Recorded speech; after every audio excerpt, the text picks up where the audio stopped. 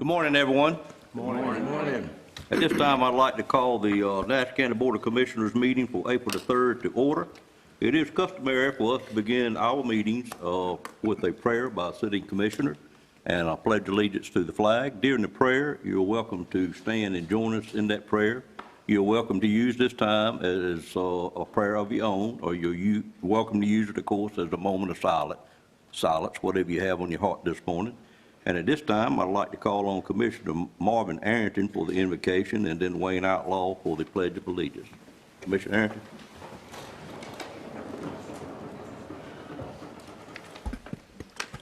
Let us pray. We stand here today as believers in the power of God, and in God we trust. First, we want to thank you, God, for allowing all of us to arrive here safely today. We want to continue to thank you for our many blessings to our county and our citizens. We also want to recognize that it's you that provide us our moral standards, that we govern ourselves through our life and our businesses and our community. I pray for my fellow commissioners, our staff, and all the citizens of Natchez County that we will continue to progress and make way for the future of our children, that they will have a better place than we have. We pray that you will continue to bless us as we make these decisions today. In the name of Jesus Christ, amen. Amen. Amen. Would you join us in the pledge? I pledge allegiance to the flag of the United States of America and to the republic for which it stands, one nation, under God, indivisible, with liberty and justice for all.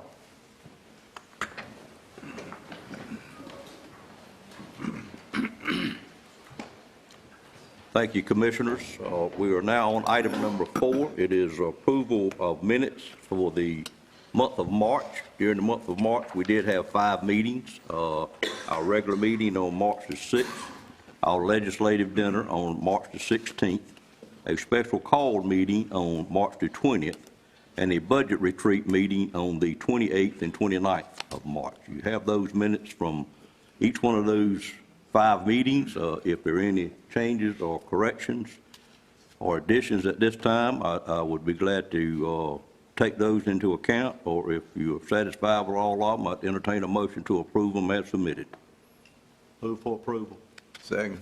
Have a motion by Commissioner Outlaw, a second by Commissioner Belfield to approve the 5 meeting minutes as submitted. Any questions on that motion? Seeing none, all in favor of the motion, let it be known by saying aye. Aye. Any opposed by a like sign? Minutes stand approved, and thank you for your great work, Madam Clerk, as always. You get it right almost every time. Thank you for that. Ladies and gentlemen, we are now on item number 5, which is a public comment period that we have at our first meeting each month of the month. At the first of each meeting that we have during each month. And during this time, you're welcome to come before the board and speak about anything you have on your mind. As we do ask that if it's an agenda item, public hearing item, that you wait until that item comes up on the agenda. And if it's just not on the agenda, you're welcome to bring anything before the board. It's not customary for us to take any action or comment during this time, but we routinely will assign it to the correct staff person or the manager and follow back up with you every time is what we like to do. I do have 6 people that signed up this morning, and I'll call them in the order that they signed up. First name I have on the sign-up sheet is a Jane Norwood. Ms. Norwood, if you're present, if you would come forward and state your name and address for the record, we'd be glad to hear from you. Good morning. Good morning. My name is Jane Norwood. I live at 3501 Woodlawn Road, Rocky Mount, North Carolina. The last time I was here was in January, and I was receiving my 30-year recognition for being a 30-year employee at the Department of Social Services. For all of that time, I have been in DSS, and I've served as a DSS attorney for a brief time in child support, and then Whenever we were between attorneys and child support, I filled in for that, but for the most part, I was the attorney for child welfare. And I did adult services and children's services. I'll tell you that I am way more nervous this morning than I've ever been in court. I think I got used to going to court, so it's pretty daunting to appear in front of the commissioners. I'm sure you're aware that the subject that I want to talk about is the death of Crystal Lane. And I just want to impress upon you that I don't think there is anyone at the Department of Social Services that would take her death lightly. It was a tragedy. When you're in the Department of Social Services and a child passes away, then you're not really in a position to say anything that would make it sound like you're trying to blame someone else or push aside, the fact that a child died under our watch while we were involved in an investigation.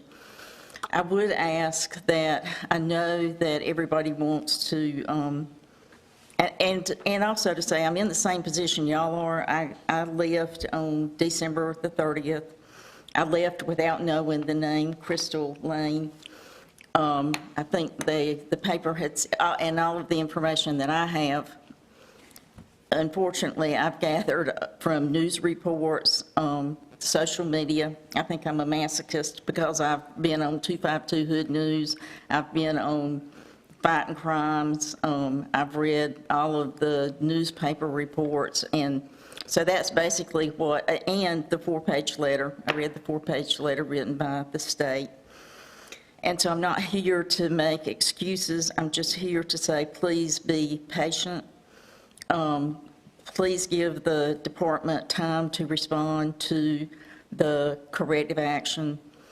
I have seen some things that, in my experience, were somewhat barriers to maybe getting information as timely as we could. It's difficult to get. I saw that one of the things identified was that we did not obtain South Carolina records as early as we could have. And in my experience during the time we were there, other states are not that interested in hurrying up and getting you records. It takes a while. It takes a while to get records from other counties.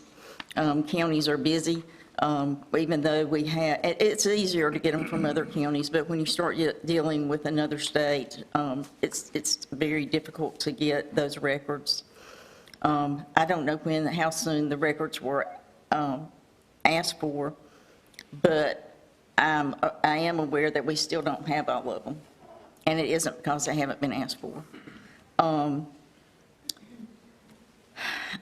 I've looked at the 4-page letter from the Department of Health and Human Services, and I noticed that it did say that some of those things that the department already has in place.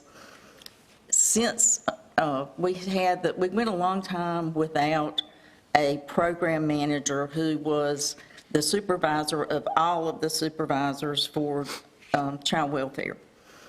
So for a couple of years, Ms. Boone, when she was the director, she did not have a program manager. We didn't get that position back, so she served as deputy director and program manager, and then I think there was some period of time when she served as the director, and for a while she didn't have a deputy director, and we didn't have a program manager. We first got a program manager back to supervise over all of child welfare.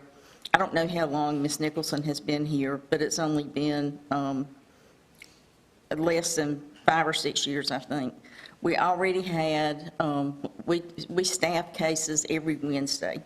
So on Wednesday, the social workers who have an open case, they join together and they staff those cases. That's a time for the social workers to talk about things, to get advice and to gather information. And for as long as I can remember, both Shay Neal, the deputy director, and Kim Nicholson, the program manager, spent the most of their day on Wednesdays, every Wednesday, going over the cases that were likely to be substantiated or not substantiated. And I saw that that was one of the things that was in, with oversight, that was in there. So I do think that we were already doing some things to, that were good, and now we're left with a corrective action plan. But I know that Ms. Pridgeon, Ms. Neal, and Ms. Nicholson can navigate us through trying to comply with the corrective action plan. When I looked at it, it didn't look like there was anything on there that was undoable. I know the question may be, well, why wasn't it being done before?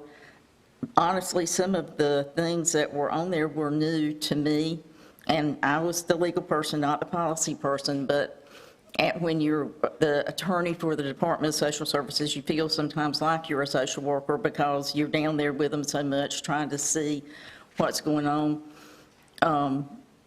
I was surprised about them in the other cases that they reviewed, talking about that we needed more follow-up. I'm not really sure what that meant, and I'm like I said, I'm not in on any conversations now to really talk about that, but I would like to know some more about that.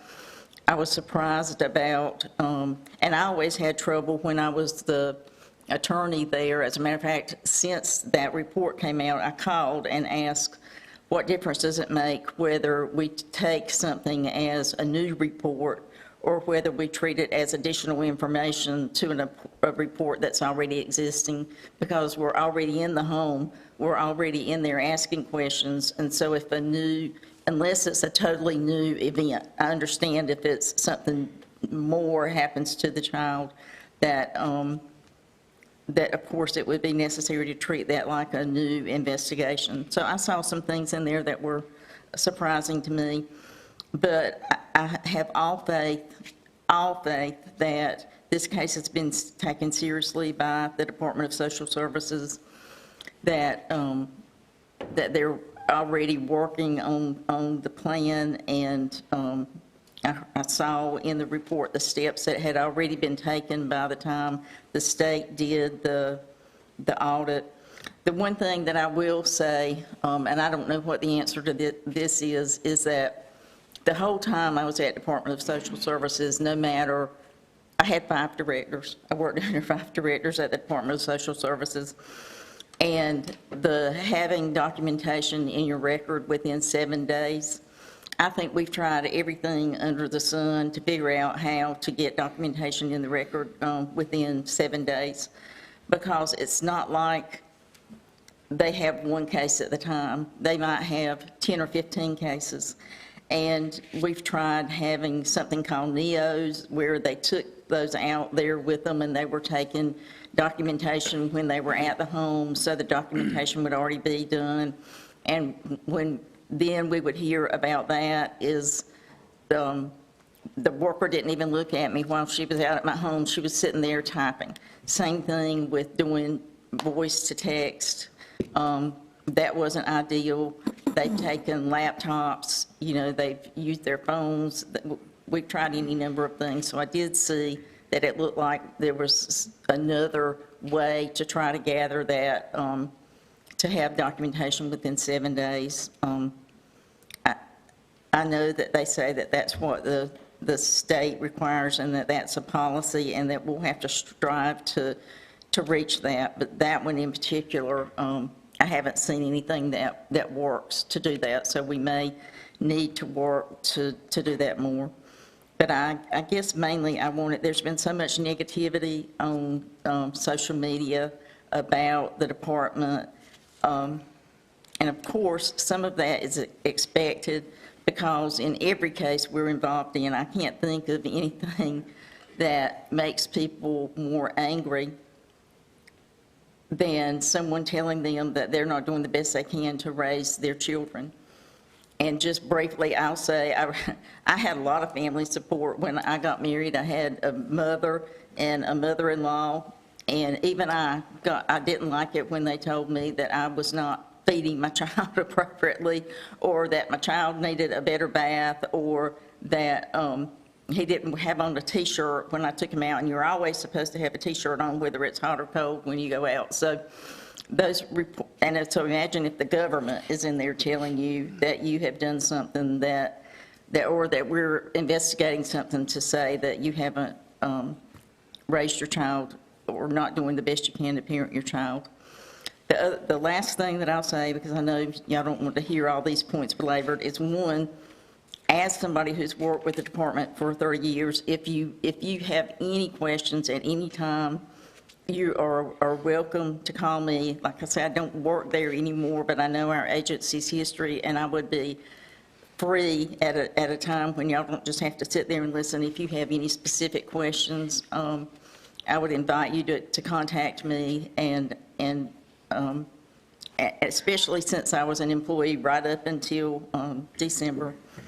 And I just would ask for some patience in allowing the department to do what it needs to do now to address the corrective action and to show some support for the department, because it's an overwhelming responsibility, and I hope that we can earn back the trust of those people that don't trust us anymore. But I will say that there are people, both past and present employers, who do trust the Department of Social Services to guide us through this horrible incident.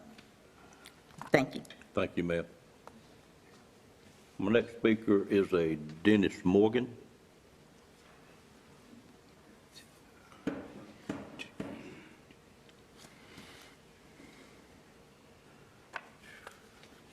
Good morning, sir. Good morning. I'm Dennis Morgan, 516 Wendover Lane, Brattleboro, North Carolina.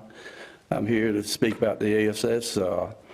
Nash DSS was investigating our case last year involving our granddaughter. We had filed for temporary custody of our great-grandson as advised by DSS. They advised us to call Rick Hamlet to represent us. We received emergency custody in court. Linda Mathis, supervisor of DSS, first testified it would be the best interest of the child to leave him with us, the great-grandparents. Then, when asked if there was any reason he could not return to his mother and her mother's home, she replied no. This is the same person, same agency that advised us to obtain Rick Hamlet and get temporary custody. Rick even told us to take the child out of town until the emergency custody order could be signed by a judge. When the temporary custody trial happened, the judge awarded temporary custody to the mother and grandmother, putting the child back in the home. This is the same home where we rescued our granddaughter and great-grandson many times. The child is back in the home with dangerous situations for a curious and very active 3-year-old. And about a week after the court case, DSS closed the case. No more required drug tests, which were all previously failed. This was noted in court. No more mental health therapy required for our granddaughter. Daycare was no longer encouraged for the child. We are now in a legal battle to get weekly visitation rights that were ordered by the court. We have been allowed to see him once since September the 7th, ruling which took place outside on a cold December day at an empty house. This is a heartbreaking family situation, but we feel like we were misled when we thought DSS was going to help us protect an innocent child. We worry about this well-being and pray for his safety every day. That's Thank you, it. Mr. Morgan. Thank you. The next speaker is Laura Bartholomew.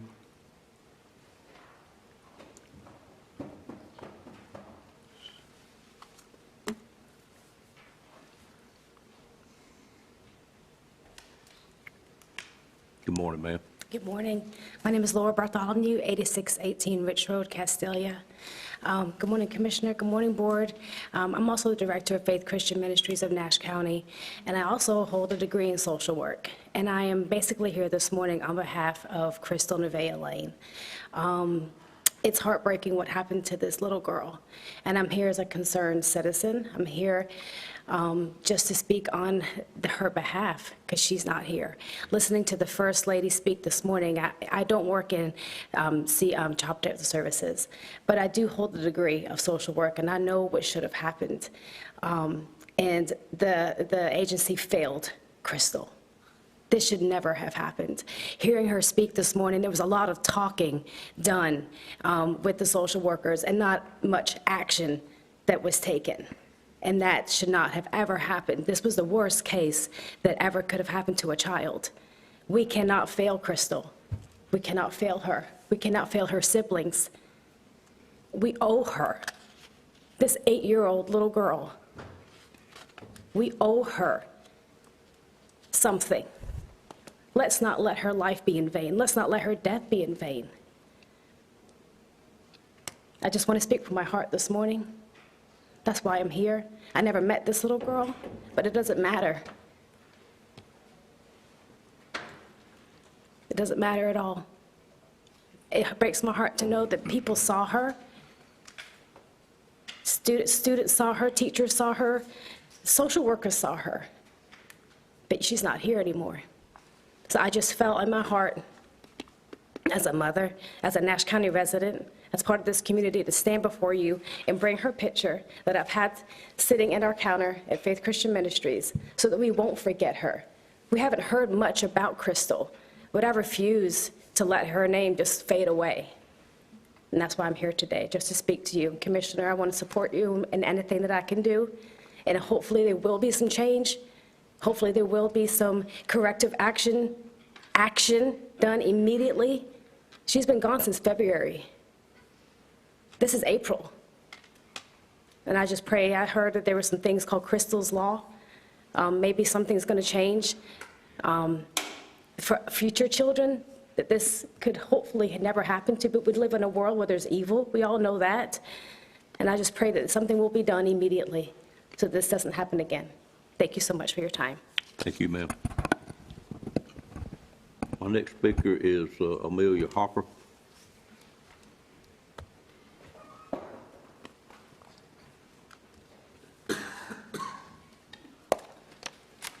Hello, I'm Amelia Harper. I think I'm known to many of you. 2311 Harrison Road, Nashville, North Carolina, so I am a Nash County resident. I wanted to speak to you today. I am currently serving as the Community Development Director for the Salvation Army, so I'm speaking on a totally different topic. I just wanted to thank you guys, because last year y'all had a nonprofit pandemic relief funding program.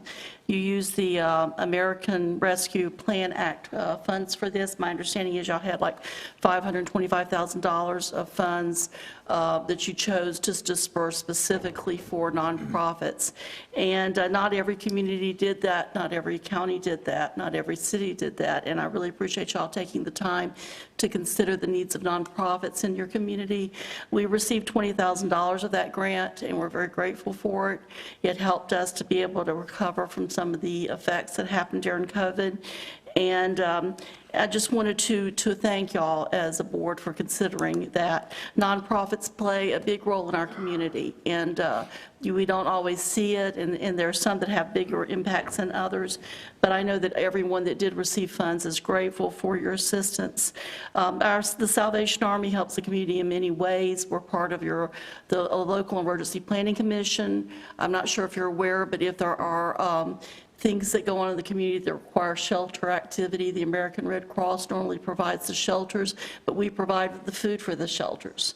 So we are an important part of that in crisis times, and we're willing to do anything else we need to do to help the county in times of crisis.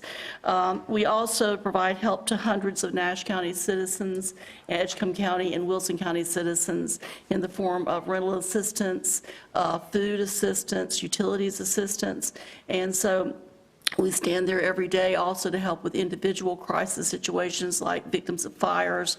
We help provide food and furniture and things like that. So we do help the community in many ways. We have a senior program. We have a literacy program that works with some of the schools in Nash County. And so we're doing everything we can to positively impact the community. During the QVC fire after that, we were the ones primarily responsible for dispersing all of those funds because we have a social worker on staff who's qualified to help determine needs and disperse those funds. So I just want to thank y'all for helping us make all that possible and for your wisdom in helping the nonprofit community in this way. Thank you. Thank you, ma'am. Good to see you again. Our next speaker is Lee Robertson.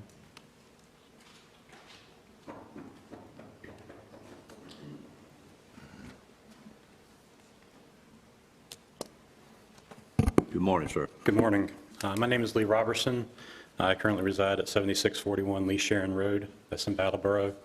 My wife and I are in the process of planning a house to be built in Castalia, North Carolina, specifically off Wildlife Road, which borders the proposed solar farm by Skylight Solar, or NextEra Energy, or NextEra Resources, whichever company you want to call them.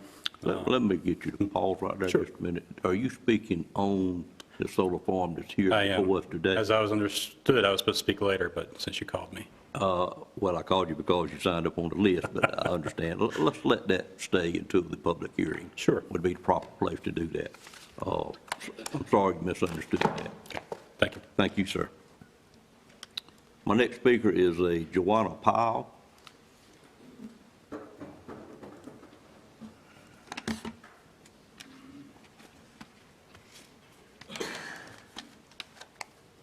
Good morning, ma'am. Good morning. Jaywana Powell, 665 Hunters Road, Nashville, North Carolina. And I apologize for my voice. It's my allergies. This morning, I am here to speak on behalf of the following, the young little Crystal Lane. And I'm going to say her name 2 more times. Crystal Lane. Crystal Lane. She is not here to speak for herself. And as military veterans speak of fallen veteran names 3 times because they was killed during a time of war. Yes, she is not a soldier, but she lived in a constant war zone. And DSS knew of this and did nothing. The school saw that she came there with marks on her. They took actions as much as they could, but yet it's still, Crystal Lane is not here because the ball was dropped. And yes, it was dropped indeed. We can't bring her back. But from this day forth, we need to know that any child that is under investigation through DSS is held at a high standard. We're not sweeping anyone under the rug.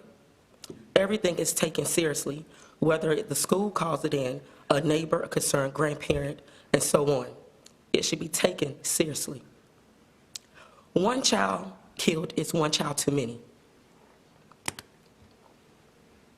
It's just, I have seen things that people have read about that would make them pass out. But to hear about this, it took my breath away. It knocked me down. Someone had to pick me up when I heard about this. I couldn't believe it. And as more things come out, I'm still in shock and awe that this child and her siblings was not removed from their home. Moving forward, I pray, like I said, that every child that's under investigation is taken seriously. That the siblings aren't forgot about and aren't held to be quiet and swept under the rug, aren't to be rushed out of the state of North Carolina because North Carolina does not want to be held accountable for what has happened. I think that those children has endured enough because I'm pretty sure some of them have witnessed their sister being murdered. It would be a complete travesty for them to be rushed off and pushed somewhere as if no one cares for them. If they're currently in a loving home, I suggest that they stay there until whoever is trying to get them back can prove that they are deemed fit to do so. I thank you all for taking the time to listen to me this morning. Thank you, Ms. Powell. That is the people that I had that signed up. If you happen to be here and you did come wishing to speak to the commissioners and didn't realize you needed to sign up, we're pretty lenient about that, wanting to hear from our citizens. So is there anyone else here that wish to speak on an item not on the agenda? Seeing no movement, we will close that. Lady back here, Mr. Chairman. Oh, I'm sorry. Ma'am? Did I have someone? Yes. Okay. Sorry I missed it. If you would state your name and address for the record. Good morning. Hey, my name is Debbie Cook. I live at 2345 South Old Franklin Road, Nashville, North Carolina. I have written a letter to all of you just recently. The one thing I did not address, and the thing that it lays on my heart so very heavy, being not in social services anymore. I am a 30-year retiree. I was a social worker in adult and children's services, and I was a supervisor for Child Protective Services for about 11 years. Not being there anymore, there's a lot I cannot say. The one thing that I want to ask that the media work on and correct, I don't know if anyone is here from the media today, I assume there probably is. From what I have seen on TV and read, the child was unrecognizable, and it appears to indicate that Crystal Lane, as tragic as this is, it is tragic, and I in no way want to dismiss that. There was, from what I understand, a report in December, and then the child passed away at a later time. The media is indicating and saying that the child's condition, that Crystal was unrecognizable, is indicating at the time of the report and the social worker's first contact in December. I am very concerned because this, not only the child's death being such a horrible situation, but I am very concerned that her condition may have been confused at the time of her death. Of course, bless her heart, I'm sure she was unrecognizable. But when she went out, when the worker first went out on the December report, if she had been unrecognizable at that time, would it not seem reasonable that the school would have called for medical assistance? If the juvenile detective did go out with the social worker, as I believe was indicated on the news, no charges were brought, no speak about arrest. So I have grave concern that her condition was unrecognizable in December. I just can't fathom that that would be the case. I do believe that there has been miscommunication, that her condition was caused at the time of her death. Yes, I believe that obviously she was unrecognizable. But it is very hard for me to believe on that date, if she was unrecognizable at the first intervention,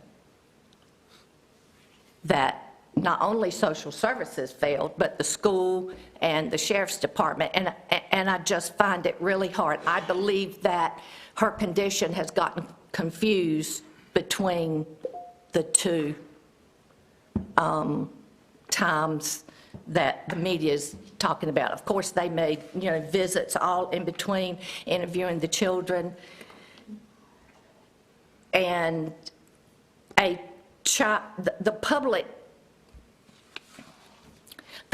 often, their thinking does not coincide with what our juvenile law states and the policy of social services. A mark on a child in itself is not abuse. You have many levels of neglect and abuse. And if there is a mark, it may not rise to the level of abuse. It can be inappropriate discipline, it can be an environment injurious to their welfare. There's so many things that the law says and the DSS policy says that is in conflict with the public's opinion. I'm not trying to excuse social services by any means, obviously. There have been mistakes. There may have been mistakes in this report, I don't know. But the state is saying, yes, there have been many things that need to be corrected. All I am saying, the biggest uprising in the county and probably the state is the statement that says, when the social worker went out, the school said she was severely beaten, and then in the news, it is saying she was unrecognizable. So how could you not remove a child who was her condition was unrecognizable? Someone living under a bridge would know that that has to be taken care of. So I believe in my heart that she was unrecognizable at the time of her death, but hopefully, and common sense would tell you that it wouldn't, she wasn't in that condition on the first. And I think that I believe, has misled the public in saying that. Because if she was in that condition on that day, other people would have responded differently, and yeah, we'd be in a different place today. She said her grandmother beat her for not putting lotion on. She said that on December 19th. Excuse me, Mr. I'm Chairman. gonna call you out of order. And then there's a definition, was she spanked? Was she beaten? Many times we use the term beaten for spanking. I don't know what condition she was in. Speak to the whole board if you would. Okay.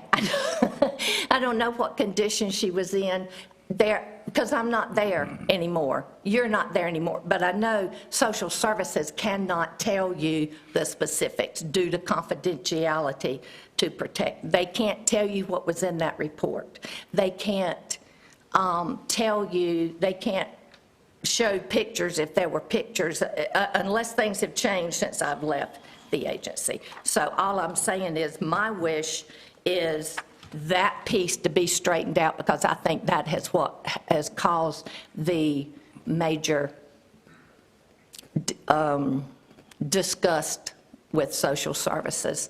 And if that's the case, that is warranted. If that is not the case, decisions cannot be made on what is reported in the news, because we know they are humans, you guys are humans, I'm sure you make mistakes. Mistakes have been made at social services, but social services cannot defend itself. And there are a lot of things that we don't know because the news, unfortunately, is not there either. They don't always have the details. They don't know the specifics, and social services cannot give that to you. Unfortunately, I wish that they could. Sounds like the ball was dropped in this. I don't deny that, but I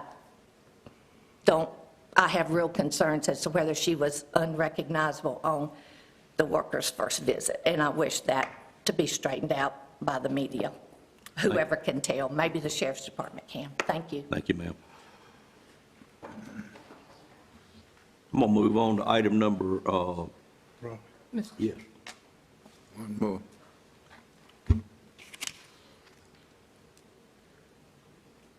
Do you wish to speak on an item not otherwise on the agenda? Yes, sir. All right, go ahead, sir. Good morning, County Commissioners. My name is Robert Cordell, and I live at 3300 Brookview Drive, right here in Rocky Mount, better known as the City on the Rise and the center of it all.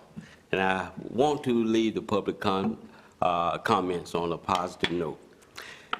This is my fourth time visiting and attending y'all meetings, and I must say that I am very much highly impressed with you all, how you handle the proceedings.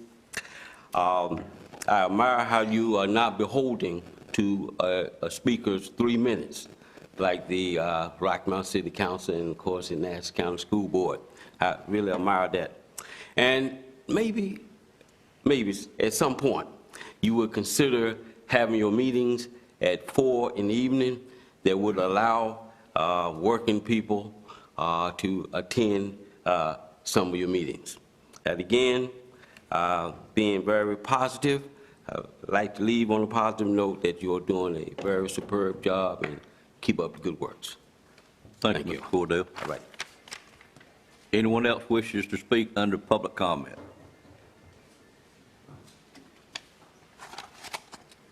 Morning, Ms. Boone. If you will state your name and address for the record. Donna Boone, 206 East Elm Street, Nashville, North Carolina.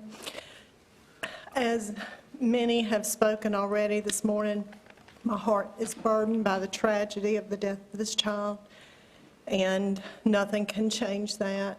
I do, as a 35-year employee of Nash County, retired 5 years ago, I served as deputy director for 5 years and director for my last 3 years. And Ms. Hamlet was under my supervision for a substantial number of her years in the agency, and have known Ms. Neal for her entire career as well. And just want to speak to their, and Ms. Nicholson was coming in as I left 5 years ago, and want to speak to my utmost confidence in their ability to right the ship. They both have a tremendous amount of passion for the work they do. They work tirelessly and long hours to try to meet the needs of the citizens in the county.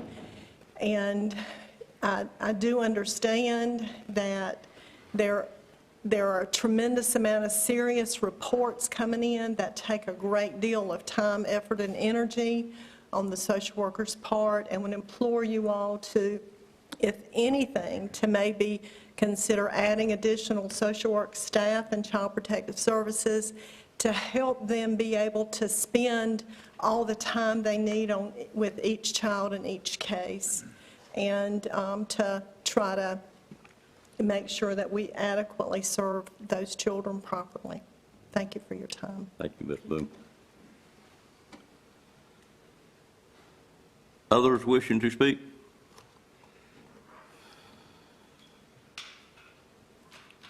Seeing no movement, I will close that portion out, item number 5, and we will move to item number 6, which is the Trillium Health Resource Annual Report. And with us today, we have Dave Peterson to make that presentation. Good morning, Dave. Good morning, Chairman. Good morning, Commissioners. Thank you for having me here today. Is the presentation up? Thank you. One, I want to thank Commissioner Cohn for serving on our Regional Advisory Board. And so every year I've been coming to you all with this presentation. And so, next slide. Or do I have the, where's Oh. Thank you. I'm so sorry. No worries, no worries. Okay, so I'll just go quickly through this. Our mission is transforming lives and building community well-being through partnership and proven solutions. I'm going to hit on who we are. I'm going to probably spend the most time on the Medicaid transformation that's been occurring, some of the organizational changes that are impacting because of the Medicaid transformation, and then on the last slide, hitting on some county data. Oops, that's not. Wait a minute. How do I? Oop. Okay. So, as you may know, we cover 28 counties. Just this past year, we added Halifax County and Bladen County. We serve about 1.5 million, or we cover about 1.5 million folks within those 28 counties. Last fiscal year, we served almost 46,000 individuals, and I'll talk a little bit about how that number has gone down because of the changes that the state has been making around the Medicaid. About 70% of the individuals that we serve have a primary diagnosis of mental health. About 20% have a substance use disorder, and about 10% have intellectual and developmental disabilities. We contract out with about 550 behavioral health and intellectual and developmental disability providers throughout our 28 counties. The budget for last year was almost $521 million. We do serve the smallest county in the state, Terrell County, and we also serve New Hanover, which is our largest county, and they're about 8th or 9th largest in the state. We cover over 13,000 square miles in our 28 counties. I always want to show kind of this map, and we're divided into regions. We have the northern region, which has 11 counties. And if you take a look at the total population of those 11 counties, it's 250,000 people. In the southern region, in the central region, which is my region, we cover Nash all the way out to Dare County. And that's 2 less counties, but it's twice the population of the northern region with about 500,000 folks. And then we do have our southern region, and Cecilia Piers is the Southern Regional Director, and she covers the 8 counties in the southern region. What's interesting about that, 3 less counties than the northern region, but if you take a look at the population of almost 800,000, primarily because of Jacksonville and Wilmington.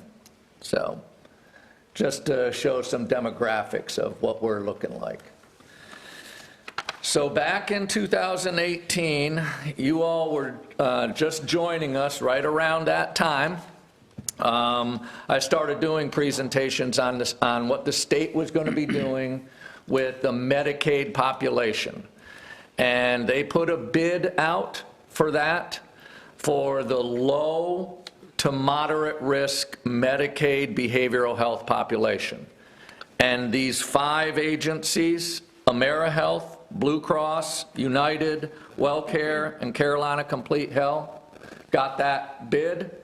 And they started serving the low to moderate risk individuals in July of 2021. Those are individuals that we had been serving for many, many, many years. And so the state moved to having them served by private insurance companies.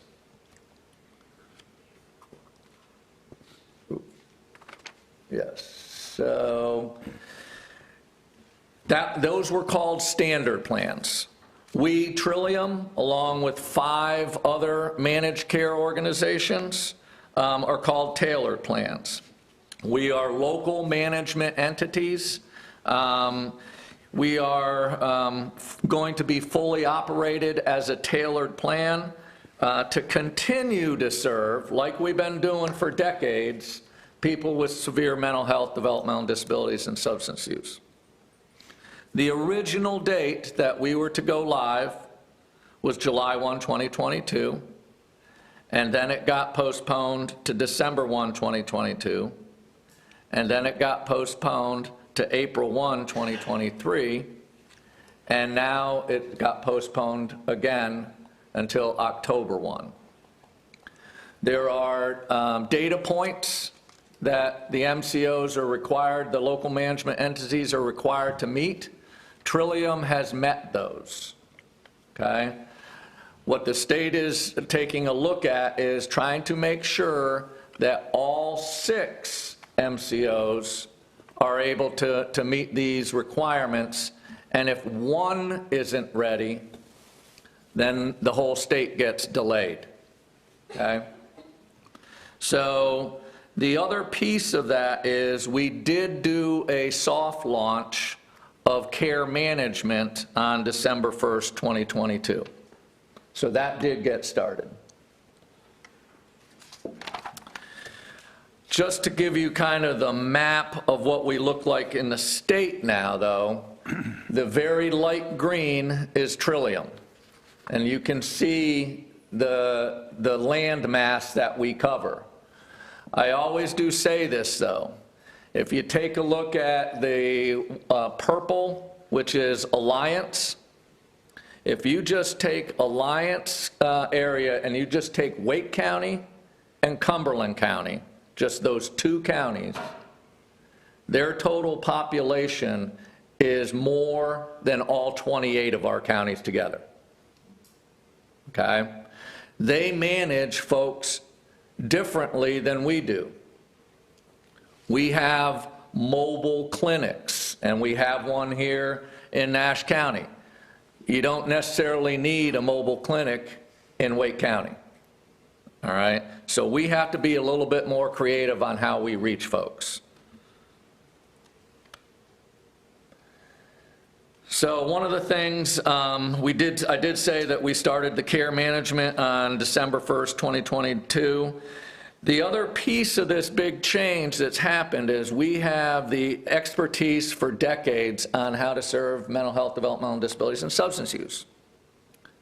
But what we have been needing to learn is now we're going to be serving the whole person, not just their behavioral health, but also their physical health.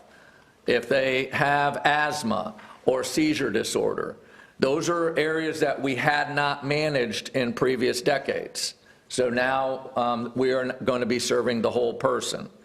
What that means is the state is asking us to have a contract with every single pharmacy in all 28 counties. So your pharmacy that you get your meds from, we have to have a contract with them, okay? So we're working on getting all the pharmacy benefits in there to make sure that folks that when they're going for their medication can get it easily. So that's about 2,000 pharmacies. We also, because we're now going to be serving the whole person, having to contract with every single physical health doctor's office that serves those with Medicaid. And so that's a big lift on our part to make sure we're getting those contracts in place. So some of the organizational changes that have developed because of this, the system of care staff has been moved over to care management, but we did hire community liaison coordinators. And so those are the folks that are out in each of our counties. Care management, like I was saying, does not just manage the mental health side. They also now have to manage the physical health side of that person. We have been asked by the state to contract with one of the other standard plans, and we have contracted with Carolina Complete Health to help us with getting our contracts with the hospitals and all the primary care offices. So they are working on that also. We have a lot of question and answers on our website, and there's a link to that on this slide. Some of the other organizational changes, one of the requirements that the state has had us do is set up, we've always had a call center, always. Well, now they want us to have certain lines for different parties. So we now are developing a pharmacy line because we have to contract with all those pharmacies. We also have a provider line just to make sure that providers get their needs met. Because we're now dealing with the physical health side starting in October, we have to have a nurse line. And then, like always, a member recipient line and a behavioral health crisis line. We have licensed clinicians 24/7, 365 overseeing services in a behavioral health crisis line. Like I said, care management is now dealing with the whole person. And in order to do that, we've set up some specialty teams. We have an emergency department disposition team that connects with every emergency department on a daily basis. Okay? We have over 20 hospitals that we have to do that with. UNC Nash being one of them. We also have set up a Department of Juvenile Justice Care Management team. And working with the state, we also have a Rapid Access to Care Coordination team.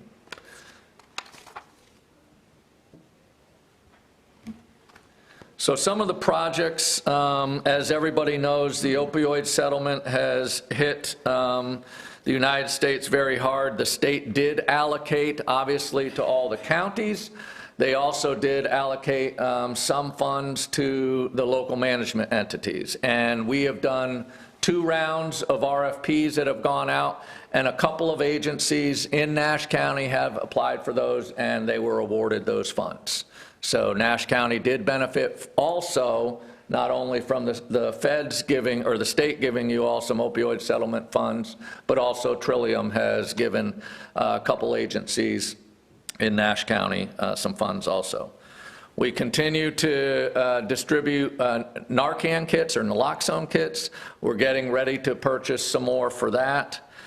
The mobile clinics have gotten started, and it is in Nash County.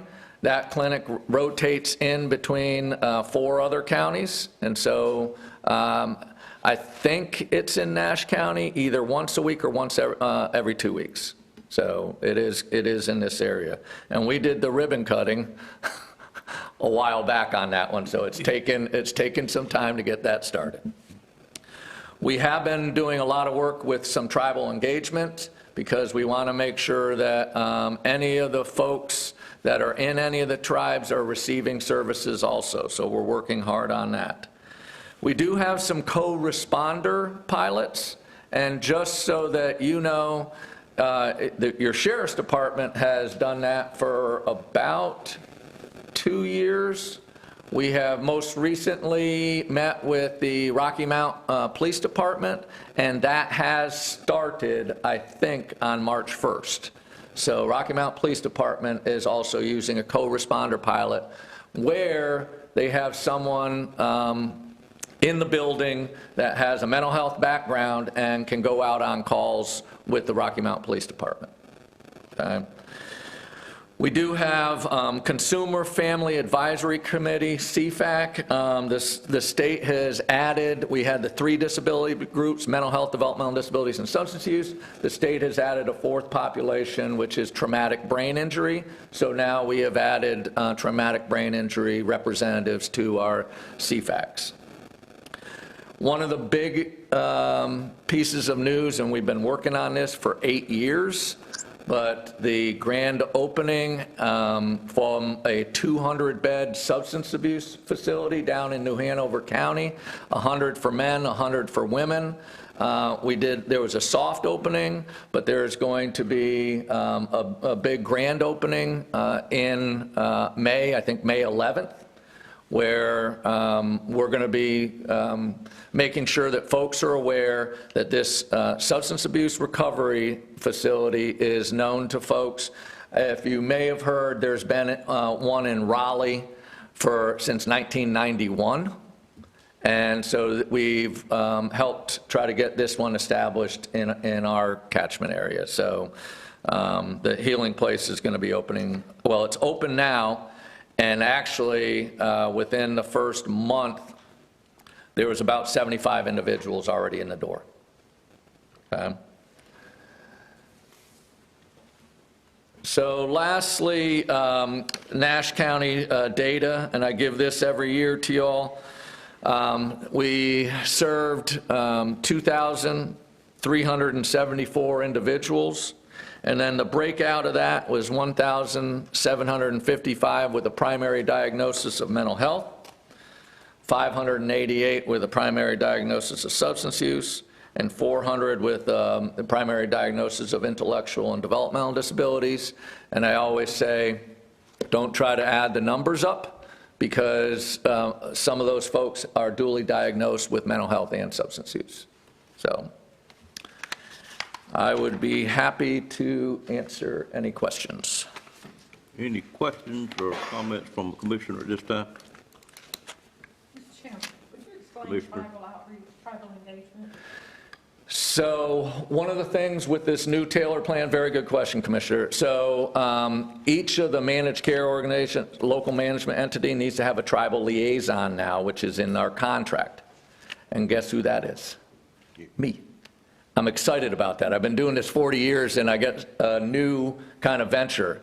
So we're meeting with the Eastern Band of Cherokee Indians and the other tribes. We were Cecilia and I were down meeting with the chairman of the Lumbee tribe just to see what their needs are, to see how, if we aren't reaching them, how we can better reach them. Because that has not been under our purview ever.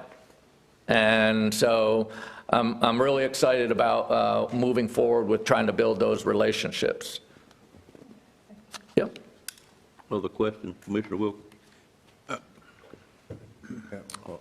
Commissioner Aaron? Yeah.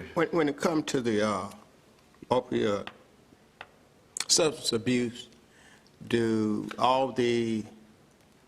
you have to be a recipient of Medicaid in order to receive that service? Can you say the first part of that question? Do you have to be?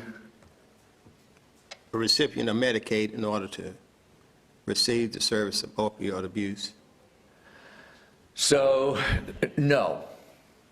So when we put out our RFP, it was to any business, and I mean any business. It didn't have to be a business that we contracted with for Medicaid.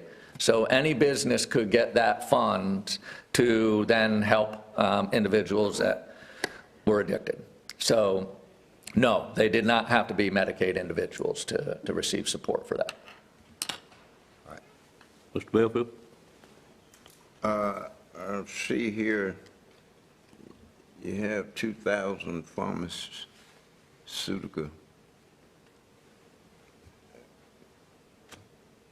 Can the individual person select the pharmacy that they want to get their medication from? Commissioner, yes. Wherever the individual is getting their medication now, we will have a contract with that pharmacy. So, yes, just like you and I select where we go for our pharmacy, individuals can do that same thing. So it really doesn't matter who they pick. It may be somebody that you don't have a contract with. We're trying to get contracts with every single pharmacy, yes. Okay. Yep, every single pharmacy. But that's Good where question. that's where I'm going. Yep, good question. Other questions, comments? Mr. Peterson, the Healing Place in New Hanover County, I've had a little bit of dealings with the one in Wake County, and they seem to give first priority to Wake County citizens. Not real pronounced about that, but if you really interpolate what they tell you, that's the case. Do you expect the same thing with this one, or do y'all have enough input into it where it's for our total area? Good question, Commissioner Davis. So, yes, we have enough input into that because we're the ones managing the contract with the Healing Place. Now, let me make sure that folks are aware. So the Healing Place is not the same company as the one in Raleigh. Okay, it's a different company. We use the original agency from Kentucky to come in, and that's where this originated from.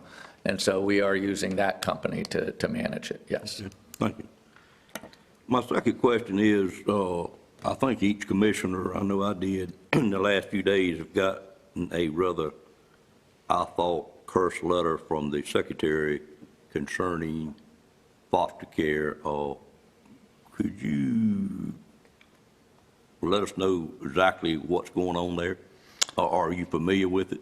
Yeah, we saw the letter over the weekend, and so I have not had the ability to talk directly to our CEO about how we're going to respond to that. I will say that the 6 local management entities have been working together to address the foster care system. And we are adamant about trying to make sure that kids and families are receiving the best services out there. Are there things that some local management entities do differently than others in the state? Yes. One of the things that we know that we are going to be trying to do is, let's just say we have, and I'll just don't quote me on the number, let's just say we have 10 agencies that do foster care in eastern North Carolina.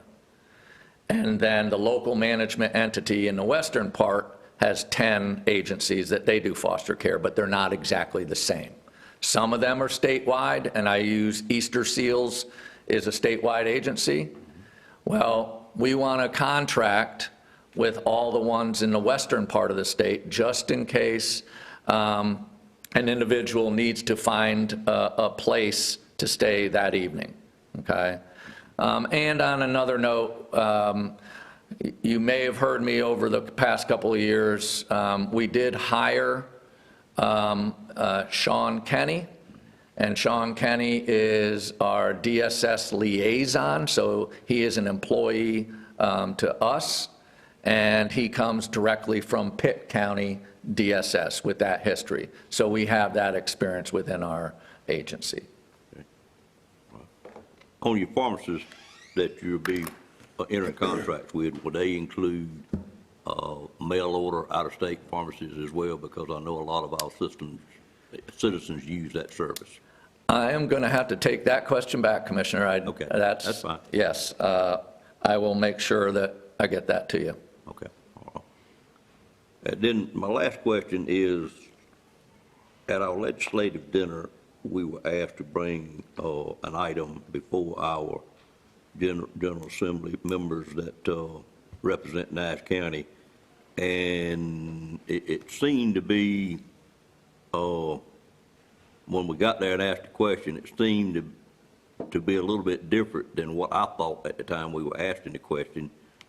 Can you explain what that ask was and where we are with that? Because our House member didn't buy into it too quickly, but Manager, if you can help us, help me explain it. It's related to the letter, actually, and about the foster care, the legislation where the state is trying to have a statewide system. Right, right.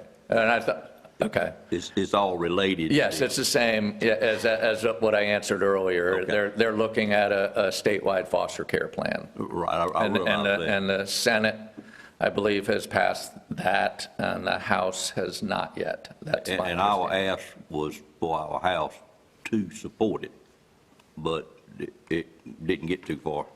Our ask was for it to stay with our local MCOs and for us to continue to do business directly with Trillium for Right, our that's foster right. care. Yeah. So you are aware of all of that? Yes, very aware. Okay. Yes. Might not have been fair to ask you that, but thank you, sir. Any other questions? Thank you for coming, Dave. Thank you, Commissioner. Thank you, All right. sir. Thank We Thank certainly you. appreciate the job you do for Nash County. Thank you. Mr. Chairman? Yes, ma'am. If I could just interrupt for just a moment, and before we get too far on the agenda, do you mind asking the board if we can add this to the, I got that noted. I just overlooked it when I started. I do have one item that was asked to be added to the agenda. I'm going to ask that to be put as 17A. It is a matter of resolution declaring real property surplus at 406 Bill Street. And if you could just add it as 17A, any objection to me adding that to the agenda at this time is something that Vince has brought to us in conjunction with the city of Rocky Mount. Seeing none, we'll get to that at 17A. I put it last because it only involves staff, and we'll get through as many of these public hearings as we can before we take up other items. Thank you, Madam Manager, for reminding me of that. Next item is a public hearing, our first public hearing of the day. It is a public hearing on conditional rezoning request CZ 230301, which is the Harris Farm subdivision. It is located in Commissioner Leggett's district, and I'll call on Adam Tyson at this time to bring this to the board. Good morning, sir. Good morning. This is the first of two conditional rezoning public hearings we're going to have this morning. Before I get started, I want to briefly introduce the board to our new senior planner, Aaron Chalker. Aaron, if you'll stand. Aaron replaces Mr. Adam Culpepper, who departed Nash County in February for another position. Today marks the beginning of Aaron's second week with Nash County. He comes to us from the Town of Zebulon Planning Department, and prior to that, he worked with the Wilson County Development Services Department, so he's very familiar with county planning. He was already a resident of Nash County, but we are certainly glad to have him working in the community where he lives now. So I wanted to welcome him and introduce him to the board. Thank you, sir. On your screen is the subject property for the first conditional rezoning on your agenda this morning. This is approximately 14.33 acres of undeveloped land owned by Walter M. Harris Jr.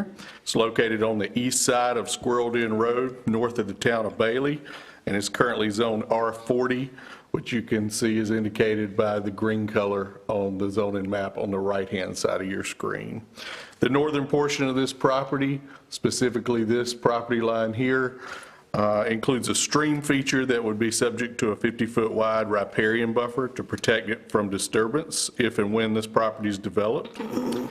The property owner, as well as the prospective property developer, Mr. Fred Privet, together have submitted this rezoning request to rezone the property from R40 to RA30CZ, single-family residential conditional zone, specifically to develop the 13-lot Harris Farms residential subdivision.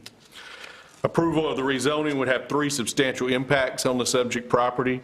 First, there would be a slight increase in the potential residential density because the minimum lot size requirement would be reduced from 40,000 square feet to 30,000 square feet. Secondly, there are 9 land uses that are currently permitted for development under the current zoning that would no longer be permitted for development under the proposed new zoning. The full list of 9 is in your staff report, but probably the most relevant is double-wide manufactured homes. Currently, that property could be developed for double-wide manufactured homes, but if the requested zoning is approved, then it could only be developed with stick-built or modular homes. Double-wides would no longer be permitted. Finally, this is a conditional rezoning, so the ultimate development of the property would be tied to the proposed sketch plan that is up for approval at today's public hearing. And because it is a conditional rezoning, there's the possibility to add reasonable site-specific conditions to the approval with the consent of the applicant. If you'll turn your attention to the proposed sketch plan, this has been prepared by Williams Pearson Associates. This is the proposed Harris Farms subdivision, and this sketch serves as the required site plan for the rezoning request.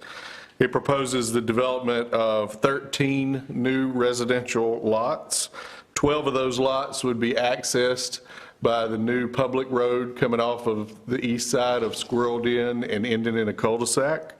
And there is one lot down here that would have a direct driveway off of Squirrel Den Road. This has changed since the planning board. At the planning board, when they reviewed this request, it was a 15-lot residential subdivision. However, due to some lot width issues, the developer needed to reduce this. And so since the planning board has been reduced from a 15-lot subdivision to the 13-lot subdivision that you see before you. As mentioned, all of these lots must either meet or exceed the 30,000 square foot minimum lot area requirement and the 100-foot minimum lot width requirement of the proposed RA30 zoning district, and they do.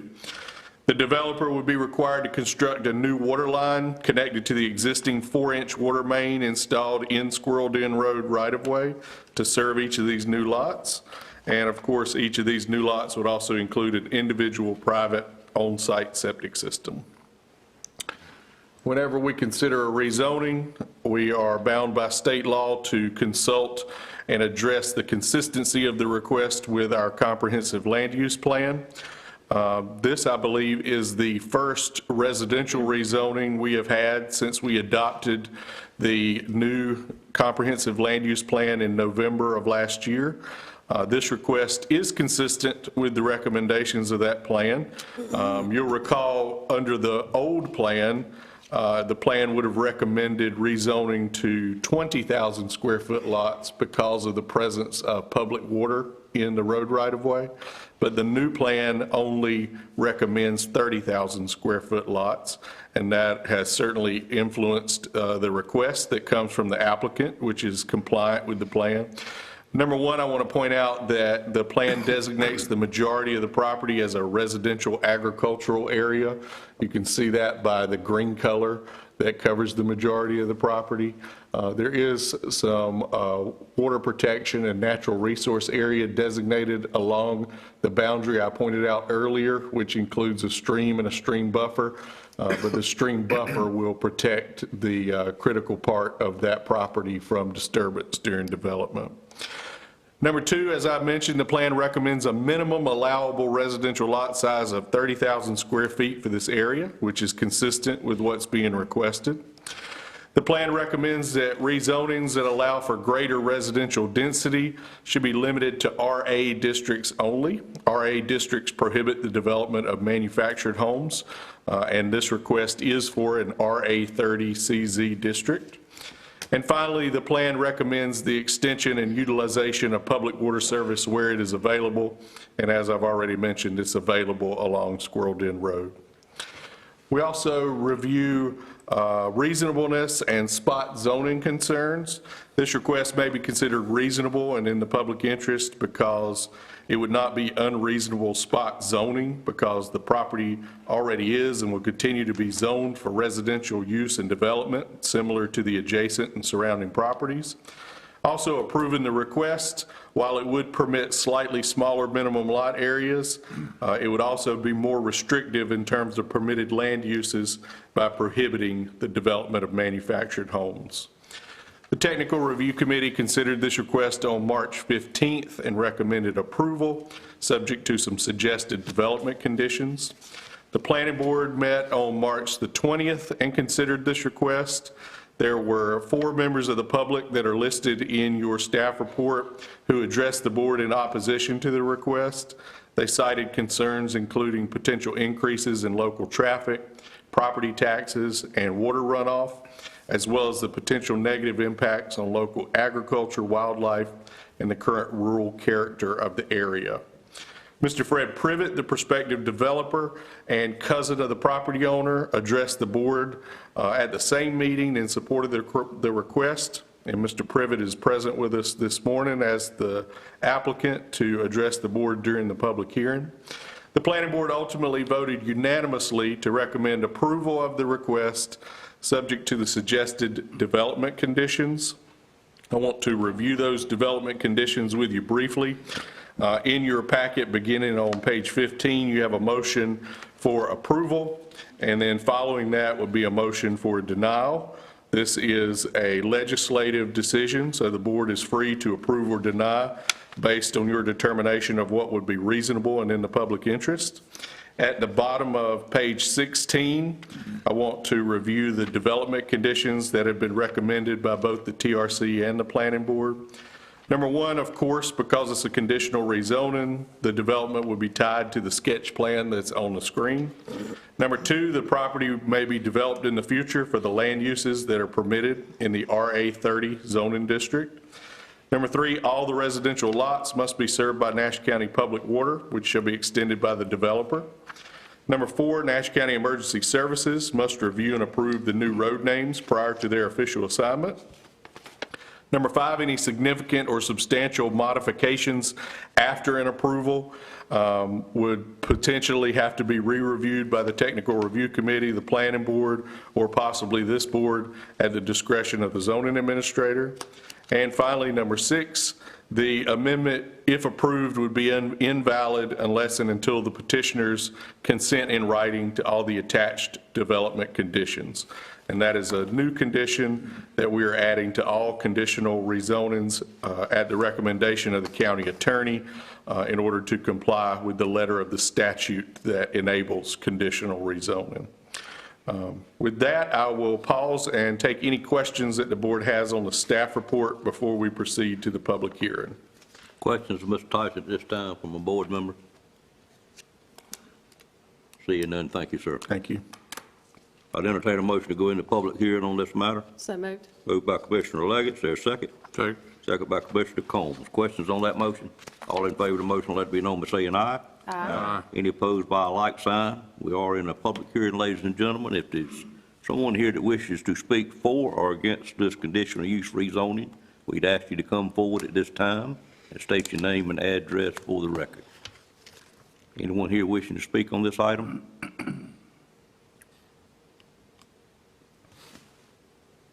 For or against? Seeing no movement, I would entertain a motion to close the public hearing at this time. Move to close public hearing. Second. Have a motion by Commissioner Leggett, second by Commissioner Wilkins. Questions on that motion? All in favor of the motion, let it be known by saying aye. Aye. Any opposed by a like sign? Public hearing is now closed. The pleasure of the board. Do you have any more questions of Mr. Tyson? I've got one more question for him. I just wanted to clarify that this proposal is consistent with the recently approved land use plan. Correct, because it is only a step down from 40,000 square foot lots to 30,000, and that is the only reduction in lot size that's recommended by the new plan. Okay, thank you. Other questions? Pleasure of the board.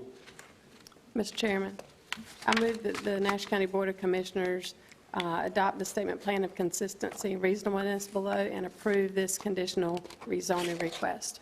I have a motion on the floor. Is there a second to that motion? Second. Second by Commissioner Combs. Questions on the motion itself? Seeing none, all in favor of the motion, let it be known by saying aye. Aye. Any opposed by a like sign? Motion carries and the property stands rezoned. Thank you. Next item on the agenda is item number 8, which is another public hearing on conditional rezoning request ZZ 230302, Skylight Solar LLC. Mr. Tyson, let us know what you have here, sir. The subject property here consists of 3 adjacent tracts of land. They total up to approximately 858 acres. All 3 are owned by Sorghum Ventures LLC. As you can see on the maps on the screen, they are located on the northwest side of Taylor's Gin Road. This is to the east of the town of Castelia, and they are zoned A1 agricultural as indicated by the light green color that colors the zoning map on the right-hand side of the screen.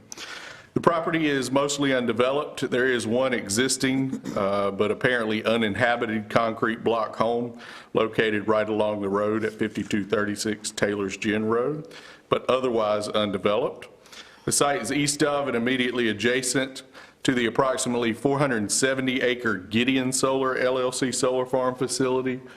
So the subject property, the 3 parcels we're looking at today are in red here, but they are immediately adjacent and share a boundary with the property outlined in blue to the west. That is the 470-acre Gideon Solar facility. This is a facility that was approved by the board in January of 2022. It is continuing development, but has not yet begun construction. This solar farm, although it is adjacent to the site, is not officially affiliated with this request. This is a different entity that is proposing the adjacent solar farm. The site is also immediately adjacent to the existing Duke Energy Progress electrical substation site at 5870 Taylor's Gin Road. The property is in the Tarpamlico River Basin, meaning that stormwater management regulations would apply to its future development. And it also includes some existing jurisdictional wetlands and riparian buffer areas that would have to remain largely undisturbed, and that will limit the amount of the subject property that can be developed for a solar farm. The property owner has authorized the prospective developer, Skylight Solar LLC, to submit this rezoning request to rezone the property from A1 to A1CZ, Agricultural Conditional Zone. This is the same procedure that was done for the adjacent Gideon Solar Farm back in January of 2022. This request is specifically for the development of an approximately 78.3 megawatt photovoltaic solar farm facility.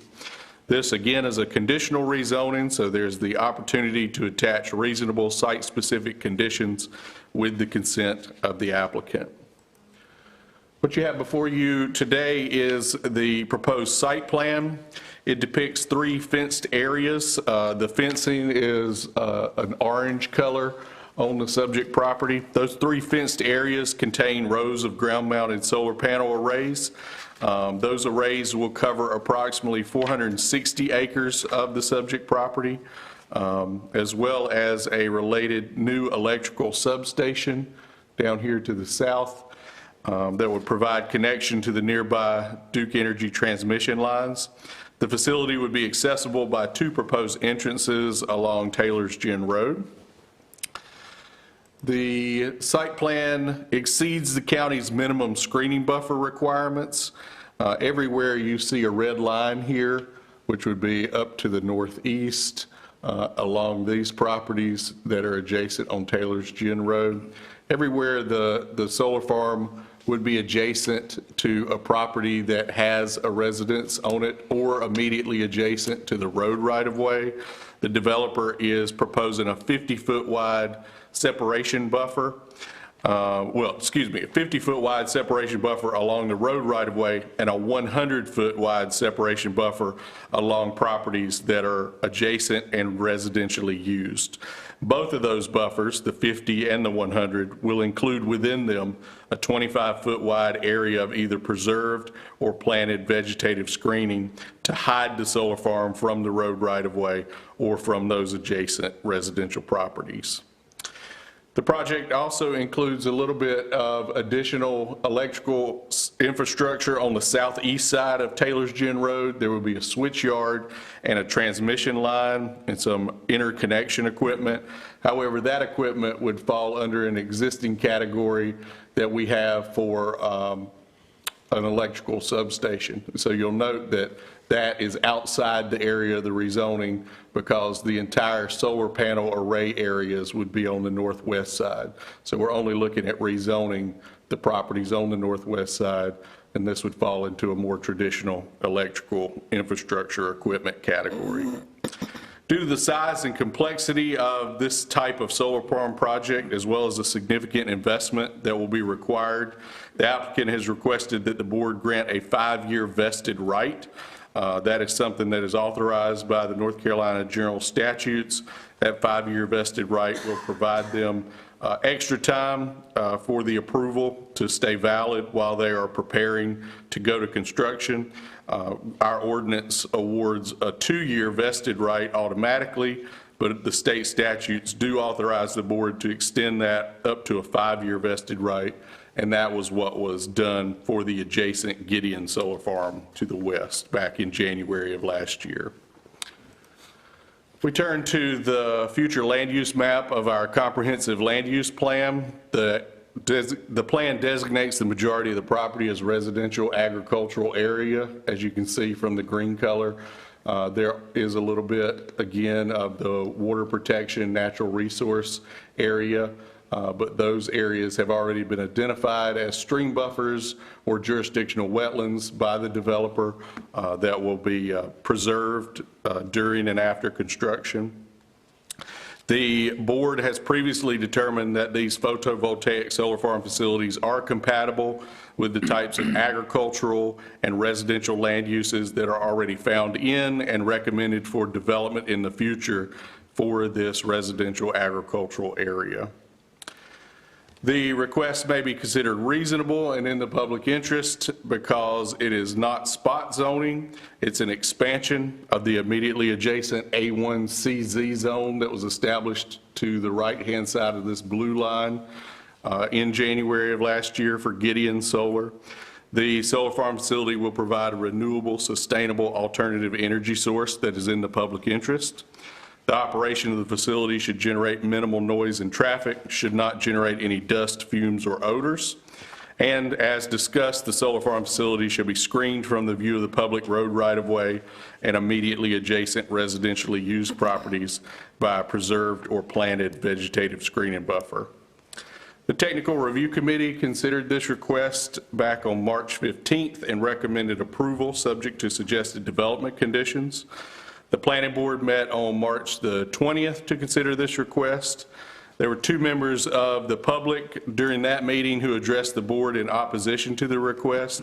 They cited concerns including soil erosion from water runoff, the potential impacts on wildlife habitats and the natural vegetation and local agriculture. They also mentioned the use of foreign-made equipment, the safety of the materials contained within the solar panels, and concerns regarding the future cleanup of the site and disposal of the equipment. Attorney Nick Tosco with Pointer Spruill and Teddy Ivanko with NextEra Energy Resources addressed the board in support of the request on behalf of the application. They explained that Skylight Solar intends to purchase the subject property, which is different from some of our smaller solar farms, which are a lease agreement. In this particular case, the developer intends to purchase the underlying land, and also they intend to post a bond ensuring the future decommissioning and removal of the solar farm at the end of the project. That is not a minimum requirement mandated by the county ordinance, but it is part of their typical business plan for solar farm development. The planning board voted unanimously at that meeting to recommend approval of the request, subject to the suggested conditions. In response to the questions raised at the planning board meeting, the applicant submitted some fact sheets that are included in your agenda today on the anticipated impact of the project on the environment, on local property values, and the plan for the eventual decommissioning of the project. In addition to that, the applicant has supplied a health and safety report on photovoltaic solar farms that was prepared by the North Carolina Clean Energy Technology Center. All of those have been included for your review this morning. This is a legislative decision. There is a motion in your packet for approval and a motion for denial, depending on what you determine to be reasonable and in the public interest. I want to review the development conditions that are suggested in the event of an approval. They begin at the bottom of page 26 of your report. The subject property would be approved for the development of the solar farm facility only. Number 2, it would be tied to the submitted application materials, the approved site plan, and all the applicable requirements of our ordinance. Number 3 cites the 25-foot wide vegetative screening buffers that are proposed along the road or along the adjacent residentially used properties. Condition number 4 outlines the additional approvals and permits that would be required after a zoning approval but prior to a construction authorization. Number 5 outlines the approval of the specific 5-year extended vested right.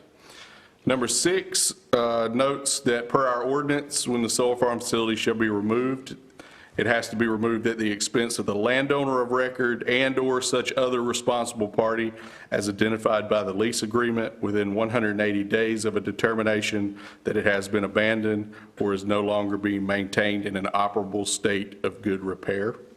And condition number 7 states that the rezoning, if approved, would remain invalid unless and until the petitioners consent in writing to all the attached development conditions. I will pause there to take any questions on the staff report from the board prior to the public hearing. Any questions of Mr. Tyson from board members? Mr. Tyson? Yes, sir. Haven't we dealt with this property before in connection with solar farms? We've dealt with the immediately adjacent property to the west, but not these particular 3 parcels. Not this portion? Correct. But the adjacent? Correct. Other questions?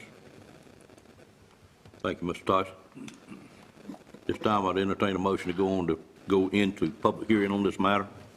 So moved. Moved by Commissioner Wilkins. Is there a second? Second. Second by Commissioner Arrington. Questions on the motion? All in favor, let it be known by saying aye. Aye. Any opposed by a like sign. Motion carries. Ladies and gentlemen, in the audience, we are at this time in a public hearing. The board would be pleased to hear from anyone here that wishes to speak for or against this conditional use rezoning. We ask you come forward to the podium and state your name and address for the record. Who wishes to speak before the board?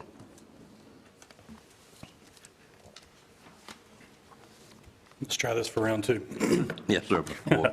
My name is Lee Robertson, and I'm currently a resident at 7641 Lee Sharon Lane, and that's in Battleboro, just north of Red Oak.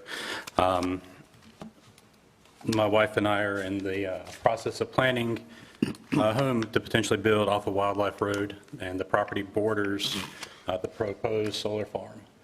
And as I'm looking at the presentation now, any uninhabited land masses don't have any kind of buffer.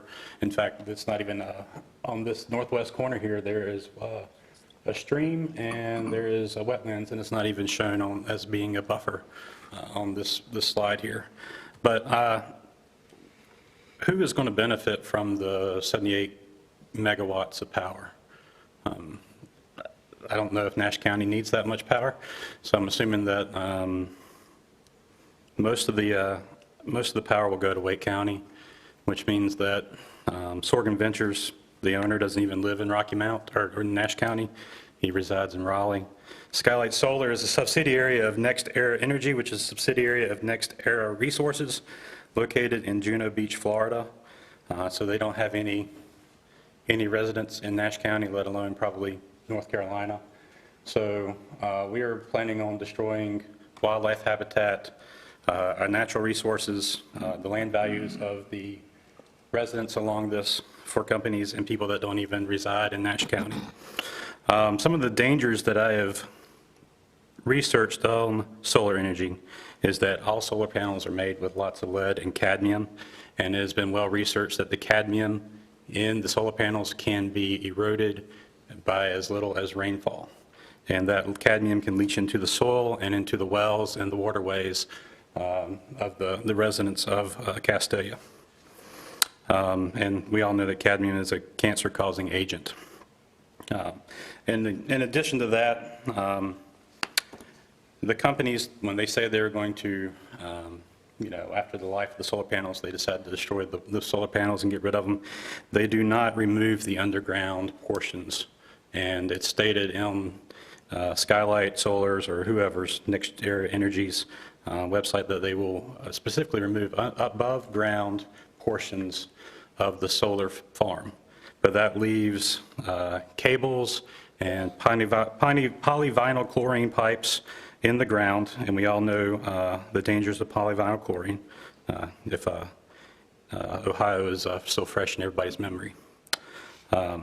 Again, it'll be detrimental to land values and home values of the folks around, and there is research showing that large acreage solar farms can create a microclimate where it can increase the heat in that environment and cause hotter than normal temperatures in the surrounding area.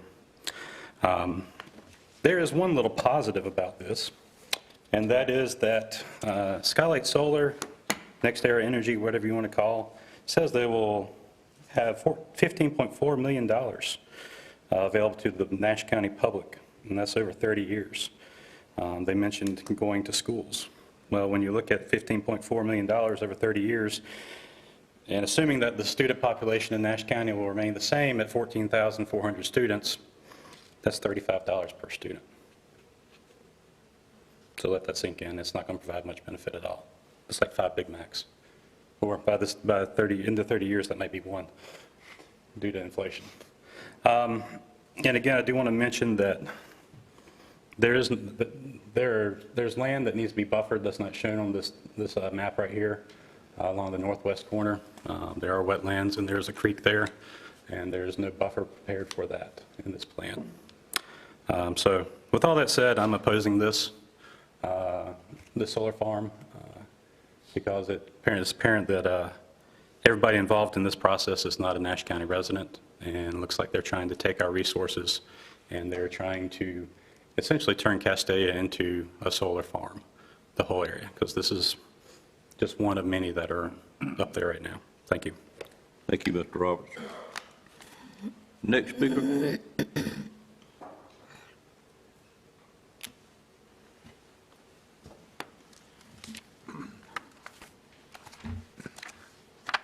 Morning. Good morning, sir. My name is Jeff Joyner. I live at 17566 Redbud Road, Castalia.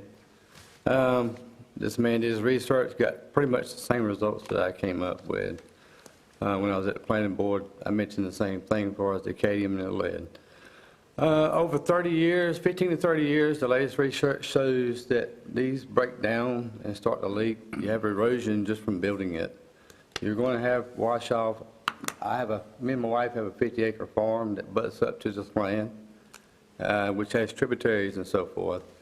And I'm sure they would do the best they could to prevent that, but it's inevitable it's going to happen.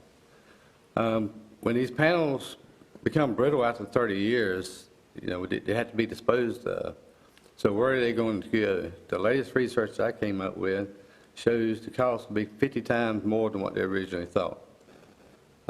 It does affect vegetation. Some of this vegetation, even if they took the panels back up, you'd never get anything to grow there for several years. Habitat, wildlife, our way of life. Some of the citizens that wanted to come today couldn't be here because of work schedules. So my hope, in the very least, is if you could table this for evening, that more residents could come. And it's a pretty big deal when you got this big of a solar farm. And Castaglia's already got a bunch of them. We have a sign, and correct me if I'm wrong, that when you come into Nash County, agriculture meets opportunity. To me, this is not agriculture. It can be zoned as agriculture, but this is not true agriculture. This is our way of life here. So just consider that, please. Thank you. Thank you, Mr. Joyner. Next speaker.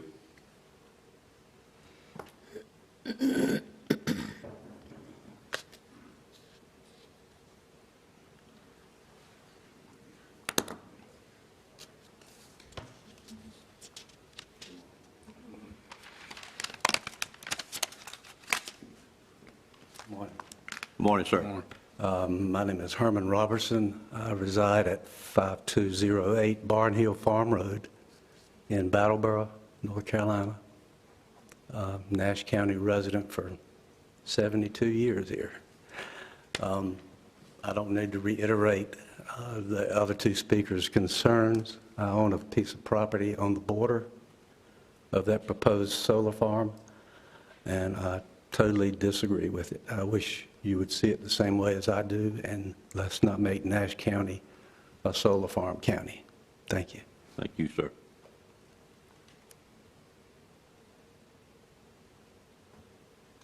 Anyone else wish to speak? For or against?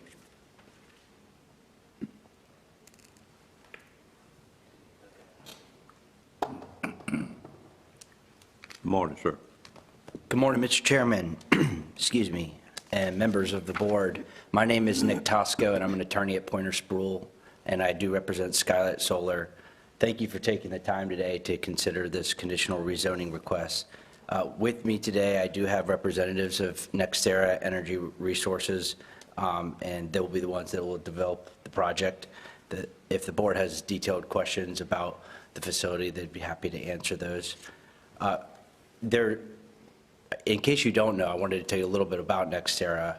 They've been a clean energy provider since the 1980s, operating wind, natural gas, solar, and other clean energy across the U.S., and they are the world's largest generator of wind and solar energy. This is not a fly-by-night company. They don't come in. They establish partnerships and try to work within the community to build a project that works. As you heard from Adam, we are asking for you to support the application to rezone 3 adjacent, mostly vacant, undeveloped parcels from the A1 to the A1CZ zoning district. And it's important to point out, I did want to note that Adam referenced this, but the project is for the rezoned area is going to be approximately 858 acres.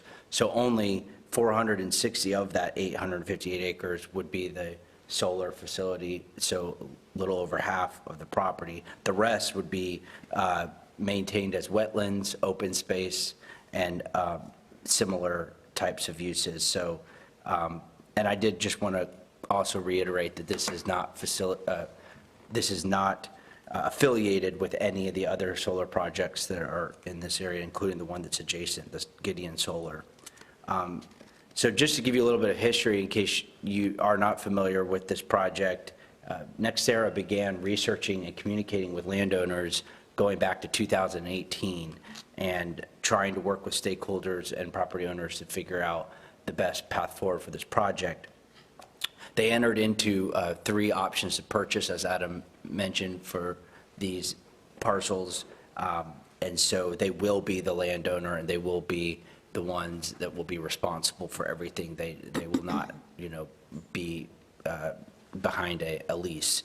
And so they, in addition to what they've done, working with the property owners and the landowners in the county, they've also been coordinating with numerous federal, state, and local agencies, the Army Corps, DEQ, and of course, the local agencies, including Adam and the Nash County Planning Department.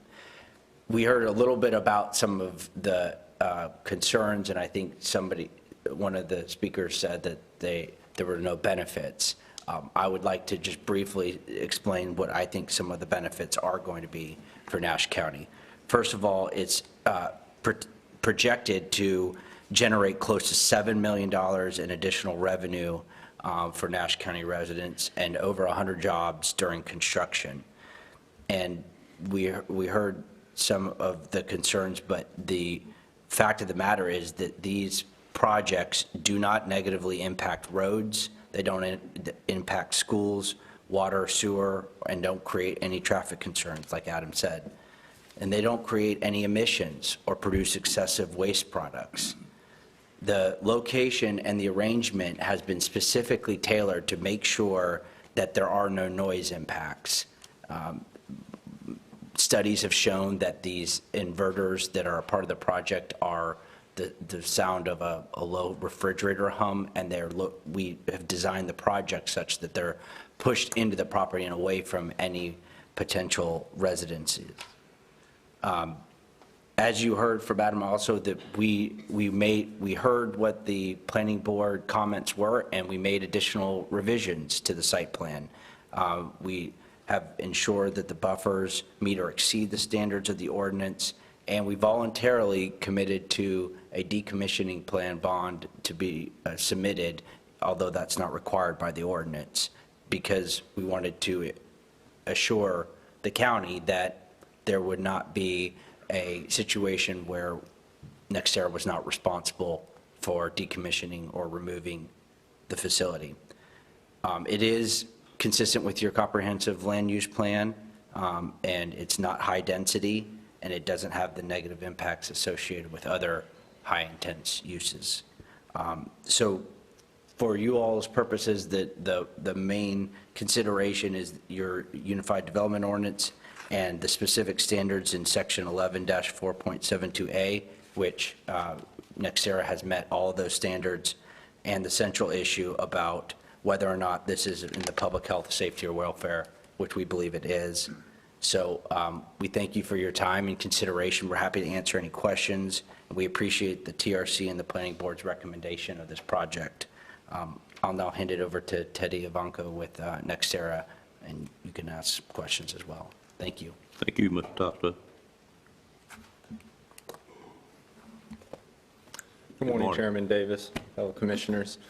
First, I want to thank you for your time this morning. I just had a few points that I wanted to follow up with after Mr. Tosco. My goal throughout this entire process is to be transparent and a good partner in development. Would you state your name again and address for the record? Yes, sir. Teddy Ivanko, and I currently reside at 2417 South Wallen Drive in Palm Beach, Florida. Thank you. So I have 4 main points that I'd like to talk about for this project. The first one being is that this project does not contain any active farmland on the project site. So that tells me that there will be no loss to crop yield, and like you heard from Mr. Tosco and Mr. Tyson, there's no increased strain on resources or traffic while the project is in operation. The second point I would like to make is that this project is effectively screened from any position, including along Taylor's Gin Road. I brought a couple packets with me this morning for your viewing. This was at request of the Planning Board a couple weeks ago to update our visual analysis simulation. So in front of you, you have an updated packet that shows a few known observation points adjacent to the project with what the current image looks like, taken from a photograph, what the simulated image looks like, and then if you could see through all the trees and the topography, you have a yellow area that shows where the project will be. I want to highlight, as you can see, that the simulated image and the current day image, it's hard to tell any sort of difference between the two because the project is so well screened by the vegetation. What I also want to touch on is that 25-foot vegetative buffer is the minimum size that we have. And within the 25, or within the 100 or 50-foot setbacks, any tree clearing outside of that 25-foot buffer would only be for the purposes of shading. So I don't want to give the impression that everywhere along the project, immediately after 25 feet, the vegetation will end. That is not the case. We're not going to cut down trees for the sake of clearing trees. It's only for shading on the project. So there are many areas where that buffer is larger than the 25-foot minimum. And part of this analysis that I'm doing and taking notes from the public comments here is I'm looking for areas where the 25 feet, or if it's 50 feet at that point, where the vegetation is too sparse, and I would like to supplement that with plantings. So we're doing our analysis, but I'm open to comments or locations where either the public or other agencies feel that this is not, the 25 feet is not thick enough with natural vegetation. The third point I would like to make that I'm really excited about this project is it is directly adjacent to a high-capacity Duke Energy Progress 230 kV line, which eliminates the need for a long transmission line to connect. The transmission line proposed going adjacent to Taylorton Road is less than half a mile to connect our substation to that switchyard that Mr. Tyson discussed. My fourth point is that this layout is contiguous solar arrays. And why I see that as a benefit is we don't have sections of solar arrays or panels spaced across different roads or different parcels. It's all connected into one spot, which helps it keep centralized and easier to screen and really be at my end state of out of sight, out of mind. You heard about 460 acres approximately of the 858 of the parcels. I also wanted to bring up that of that array area, there are gaps within the panels, 10 to 20 feet, and there are preservations for wetlands and wildlife corridors and things like that. So it is not a strict impervious ground coverage over the entire development. I wanted to touch on a couple of the questions that came up. The first one being the environmental impacts. I know Mr. Tyson said he forwarded that study by North Carolina State University. All the research I've seen and all the studies that I have, either done by my company and project or done by third international or national trusted agencies, point to that there's not ground leaching from lead or cadmium on these panels that we are putting into service today. Over 90% of the panel is comprised of silicon, and as you can see from that study, there's some imagery in there showing the layering of polymer and glass that really encapsulate that panel to where if for something does happen and it does break, there's no sort of leaching or anything that happens from rain or runoff into the soil. The second thing I wanted to talk about was the wetland buffer. I acknowledge on that northwest corner, we're following the topography there of the wetlands. We are not developing in any jurisdictional wetlands. If that is a place with the site plan where the Board of Public would like to see, where that buffer is, I'm happy to add that. And to that second point of a residential property adjacent to the project, when my team went through the database and identified all the residential properties, that's where we put that, we show the imagery of the specific 25-foot buffer and 100-foot setback. But if there's a property that we are adjacent to that is for residential use while we're going through development, I'm happy to make that change as well to be in accordance with the ordinance and be a good neighbor in that development. I'm happy to forward any more research or studies to the board or Mr. Tyson as it may help, but Again, thank you for your time, and I'm here with my team. I'm happy to answer any questions you may have for the project. Thank you, sir. I have a question. Yes, sir. You said there was no impact to agriculture here. What's been going on in these cleared fields we're looking at in these pictures? Which cleared fields are you looking at, sir? Well, I'm looking at Red Bud Road right here that looks like wide open spaces. What's been going on in those cleared places? Yes, sir. That is not a parcel we have control over. That parcel is one that is adjacent to the project. So that open field, I couldn't tell you what the use is for. I believe that one to the northeast, they cleared a few years back, but I don't know what sort of development they're doing on that field. That is just a view from the road. That adjacent, or that open field is not part of our current layout. All right. I was just wondering. Yes, sir. Thank you, sir. Thank you. Got a couple questions. Fred, do you have a question? Yes. Fred? Are you intending, if you said it, I didn't hear it and missed it, intend to use the entire acreage for a solar farm?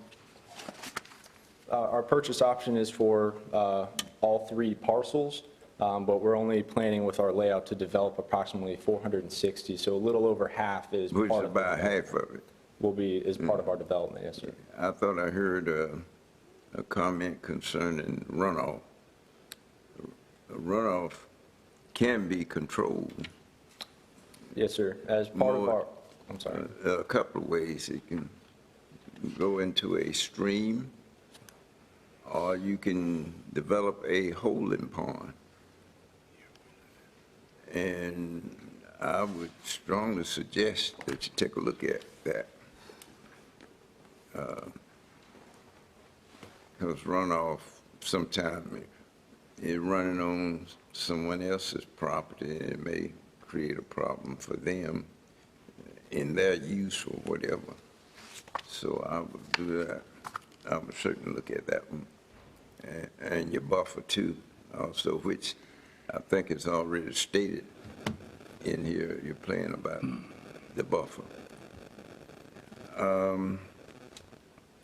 I've heard, I had a call, not on this particular one, about concern about agricultural land use. And I told the farmer that called me about that, if you want to protect, I said, because companies are buying up land, and if you want to protect agricultural production, you as farmers going to have to get, because as some get old and they don't have children to take it over, they're going to sell it. And 9 out of 10 times it's going to be some company that's probably going to develop for something else. So you just need to get organized just like others, interest groups organized to protect agriculture. Solar farms are classified under agriculture, but not row cropping for crop production. So take that into consideration, suggestion about the runoff. Yes, sir. That's my comment, Mr. Chair. Thank you, sir. And to answer that, stormwater management is part of our planning process. So when we have if we get to the final site plan approval, part of that will be stormwater management runoff, because we do work with the state and federal agencies when it comes to stormwater management. Commissioner Leggett? I've got a couple comments and questions. First, I'd like to reiterate Commissioner Bellfield's concern about the runoff. When you clear previously wooded land like this, you do change the runoff and how water flows. Second, I'd like to ask is the materials that you're looking at putting in here, the equipment, what would you consider the useful life of that equipment, how many years would you be considering, like, this project would be in use and service? What's your plan? Our proposed lifespan with the materials is 30 to 35 years. Okay. And you mentioned a decommissioning plan. One of our speakers mentioned that y'all would be looking at only, if this site was decommissioned, taken offline, that y'all would be looking at only removing what's above ground. Is that true, or would you be looking at removing all of the infrastructure, underground wires, concrete, things like that? We haven't finished our decommissioning plan yet. That's something that we're in development that we plan to send to the county with the final site plan at that stage of development. When it comes to above ground or below ground, part of our development process is analyzing what is the best and minimal impact overall for the topography and for the land. So I couldn't tell you today we haven't finalized the plan yet today for what exactly, but at a minimum, all the above ground. But whatever our plan does encompass, our surety or bond will financially cover the entire operation. Okay. And also, I wanted to address the issue of future homes being built. Are y'all looking at putting a buffer around the entire area? And what would you do about future homes being built? I have not seen the county's plan or future home plan. When I looked at it at the beginning, I was looking at the residential properties that are identified adjacent to the project. But like I heard this morning, there's one that is actively becoming a residential parcel that is adjacent. So it's something I'm willing to look at and open to. But it's hard for me to know what is going to be built 10, 20 years down the line. Right. Is there a buffer around the entire area? To some extent, yes. That we don't have a templated 25-foot vegetative buffer in the sections between Skylight Solar and where the Gideon Solar project is, where we have a templated buffer there. But when it comes to the wetlands, anywhere to the northwest, we do have a buffer off of all wetlands. While it's not prescribed in writing in the ordinance, such as a 25-foot vegetative buffer, if that is an area we would like to put in writing that we will have that buffer on those wetlands, I'm happy to do that as well. I think that would be good. All right, that's all I have. Thank you. I think you did state you had buffers on all existing right-of-ways. Yes, sir. Okay, which would take care of a lot of, Ms. Leggett, I think, what you're concerned about. Other questions? I just, Mr. Arrington? yeah. How many homes are, let's say, what's the closest residence home from this property? Closest resident home, I'd have to look at the site plan. I know we have measurements from all the homes to the fence line, and I believe the closest home was about 250 to 300 feet from the fence line, but I'd have to consult with the layout measurement. But anyway, all your property is undeveloped and it's wooded area that you're developing? Yes. Okay. Other questions, Mr. Commissioner Harrington? That's it. Okay. Any other questions? Thank you, sir. All right, thank you. Anyone else here wishing to speak?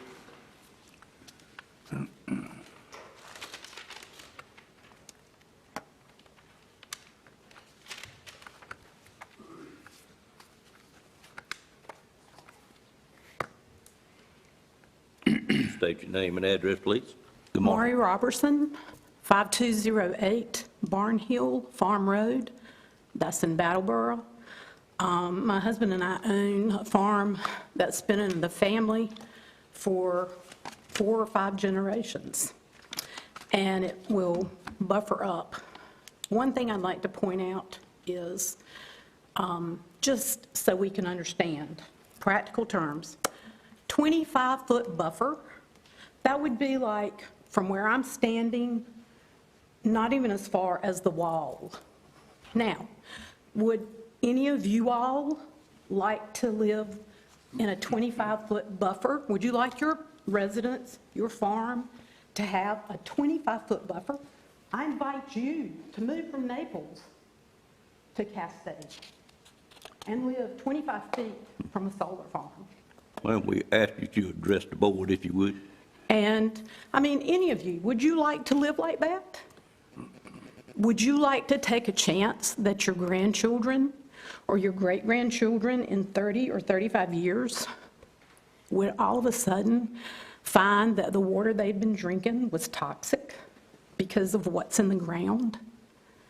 And in 35 years, are any of you or me going to be left to hold this company accountable or the owner accountable for removing not only what's above the ground, but what's been put in the ground?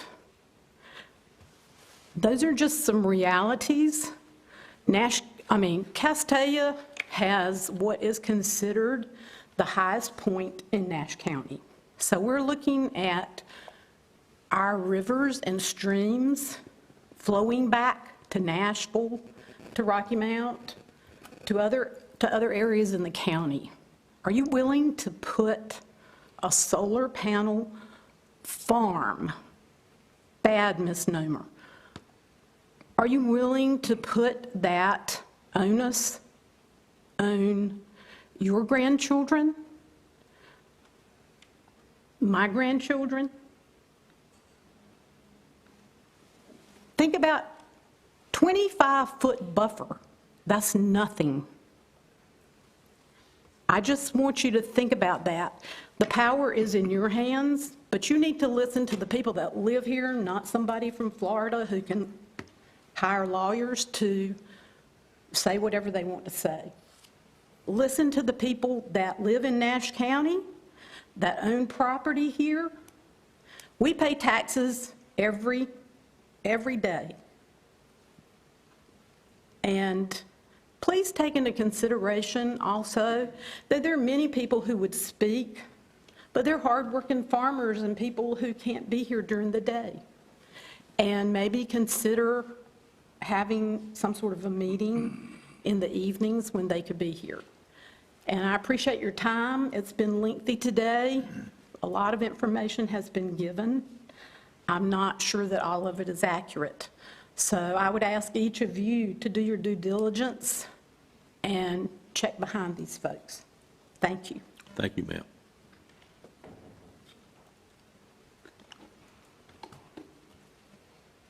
Anyone else wish to speak that hasn't spoken yet? Mr. Chairman, I've already spoken. I'd like to show a farm on the map. Let me see if anyone wishes to speak, then I'll allow you to do that. Anyone else wish to speak? Come on up and show it for you, farm here. Adam, the buffers itself, I think the 25-foot is the planted buffer, and the buffer is sometimes considerably wider than that. Is that correct? The buffer along the road is 50 foot wide. Right. And within that 50 feet is 25 feet. That would be vegetation that's either existing and preserved or planted. The buffer adjacent to a residentially used property is 100 feet wide. And again, within that 100 feet, you would have at least 25 feet that is planted or preserved vegetation. Correct. And as the applicant noted, the 25 feet is a minimum. There would be areas where that would be wider. Right. But thank you. I think maybe if we could switch to the document camera. And I think it'll be easier for you to show the property here.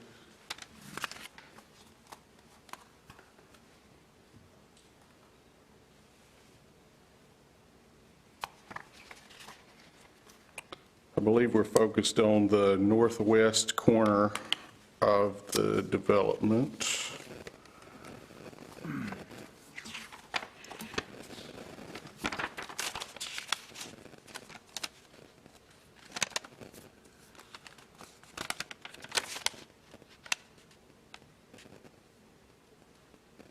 I would point out that this kind of speckled pattern in here indicates jurisdictional wetlands that cannot be disturbed. And so you'll note that the solar panels are behind or away from that buffer.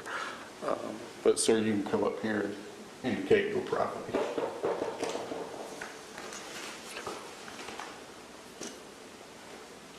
And I'm trying to see where. Take a look at it on his monitor right there. I need to flip it over. I need to flip it over. Oh, you're not in the northwest corner? He's in the northeast corner. Is it right here? What's your name? Donald Robin Joyner. Joyner. Yeah, I believe it's right here. That says Robert L. Cooper. Yeah, that was my father-in-law. Okay. We inherited it. I gotcha. So let me put a mark on that.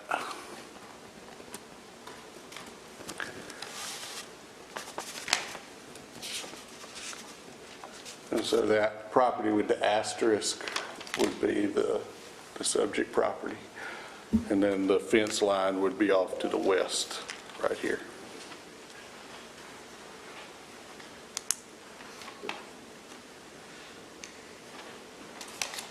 So, the landowners didn't get a fact sheet. So, I mean, we've done our own research, but I noticed everybody else got a fact sheet other than the landowners that it's going to affect. There's truly no plan of how they're going to dispose of this in the end. And if you really do the research, take the time to do the research, that's still in development for us how to get rid of it. It ends up in this, if somebody's waste, this waste is going to end up in somebody's landfill, whether it be ours, shipped off, or whatever. And then what's that kind of problem is that going to cause? What is the cost of that? I understand production tax and all that, and I don't pretend to know the real numbers and all, but $7 million sounds like a lot to be generating off a solar farm. So I just asked you to consider that, but I just kind of wanted to show you where my land kind of butts up to that. Thank you. Thank you, sir. Mr. Chairman. Mr. Bellfield? I didn't quite understand what he was saying there. Did you? I did. Okay. He primarily wanted you to see where his property was located at. Okay. And then he questioned whether anyone knew what the ultimate disposal of the items used in the solar farm would be at the end of its useful life. But we have in our ordinance, if a solar farm is inactive, who is responsible for dismantling it? We do, and it indicates that the landowner is in our ordinance, and in this case, the applicant will be the landowner. But one step beyond that, first time I think we've had this offered is they've offered to supply a bond to the county to make sure that's done just in case maybe this entity didn't exist at the time. Yeah, that's what I thought. Right. He was saying about this disposal. Yes, sir. Yeah. We have that already taken care of. We've got it taken care of. On this one, we've got an additional insurance policy in addition to that. Yes, sir. Is there anyone else that wishes to speak in the public hearing before I close it out? Was there a residential home on the property that we just finished discussing? Did Mr. Cooper have a residential home? On that particular property, right there? It was not identified as an adjacent property that has a residential home. Maybe he can confirm that for us. Is there an existing home on your property right now? Yes, sir, the farm with pasture land. Gotcha. And it has a tributary that comes out that way in there. Gotcha. Answer's no. So no existing home on that property? There's plans to do that. Sure. All right, there's no other one wishing to speak. Entertain a motion to close the public hearing at this time. So moved. Moved by Commissioner Arrington. Is there a second to that motion? Second. Second by Commissioner Combs and Mr. Bellfield. Commissioner Bellfield, any questions on the motion? All in favor of the motion, let it be known by saying aye. Aye. Any opposed by a like sign? Public hearing is now closed. What questions would you have of staff on this item? Commissioner Leggett? Mr. Tyson, how does this 858-acre zoning compare to the size of other solar farms in our county? Well, you can see on the aerial photo, it's about double the size of the one adjacent to it, but it does not approach being the largest in the county. There are at least two larger solar farms down near Fraser Road in the southwestern part of Nash County that exceed 1,000 acres easily. And so it's larger than your average solar farm in Nash County, but it is not approaching one of the two largest that we have. Okay, thank you. Other questions? Mr. Tyson, the ratio of being panels on about half of it, is that the norm?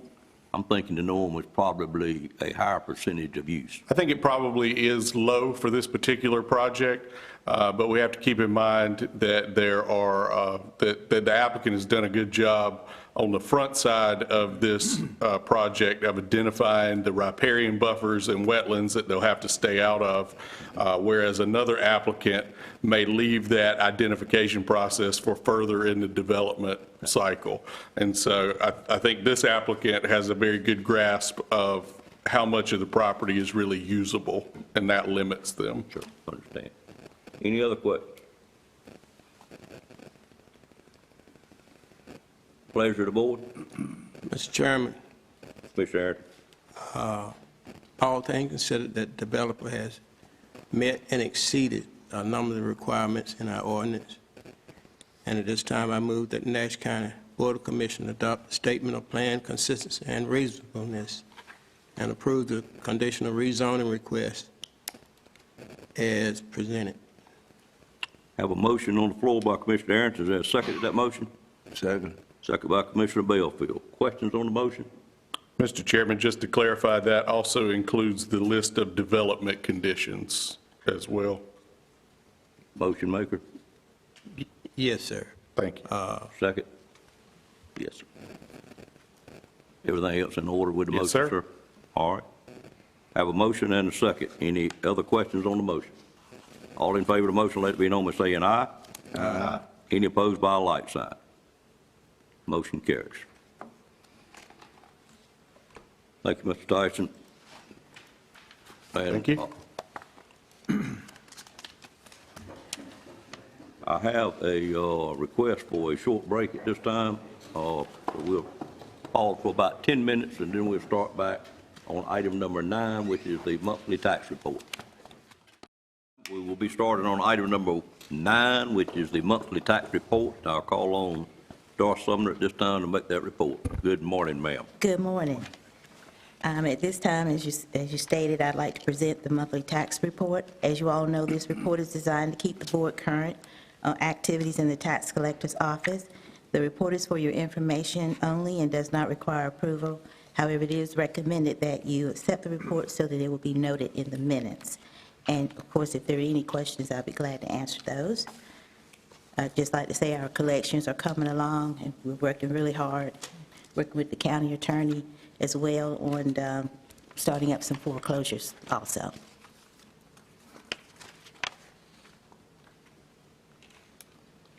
I was just strolling through it a little bit. Yes, sir. It looks like you're tracking very well with the previous year. Yes, sir. Any questions on the tax report? Seeing none, to be noted in the record. Madam Clerk?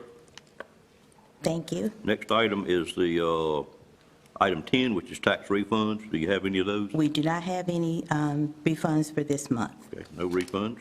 Yes, sir. Well, you got a short session then. Thank you, I ma'am. do, but I would like to just remind the board that next month we will hold our first Board of E&R meeting. Correct. And of course, you know, this is so that the board can hear, upon request, any and all taxpayers who own or control taxable property assessed for taxation in Nash County.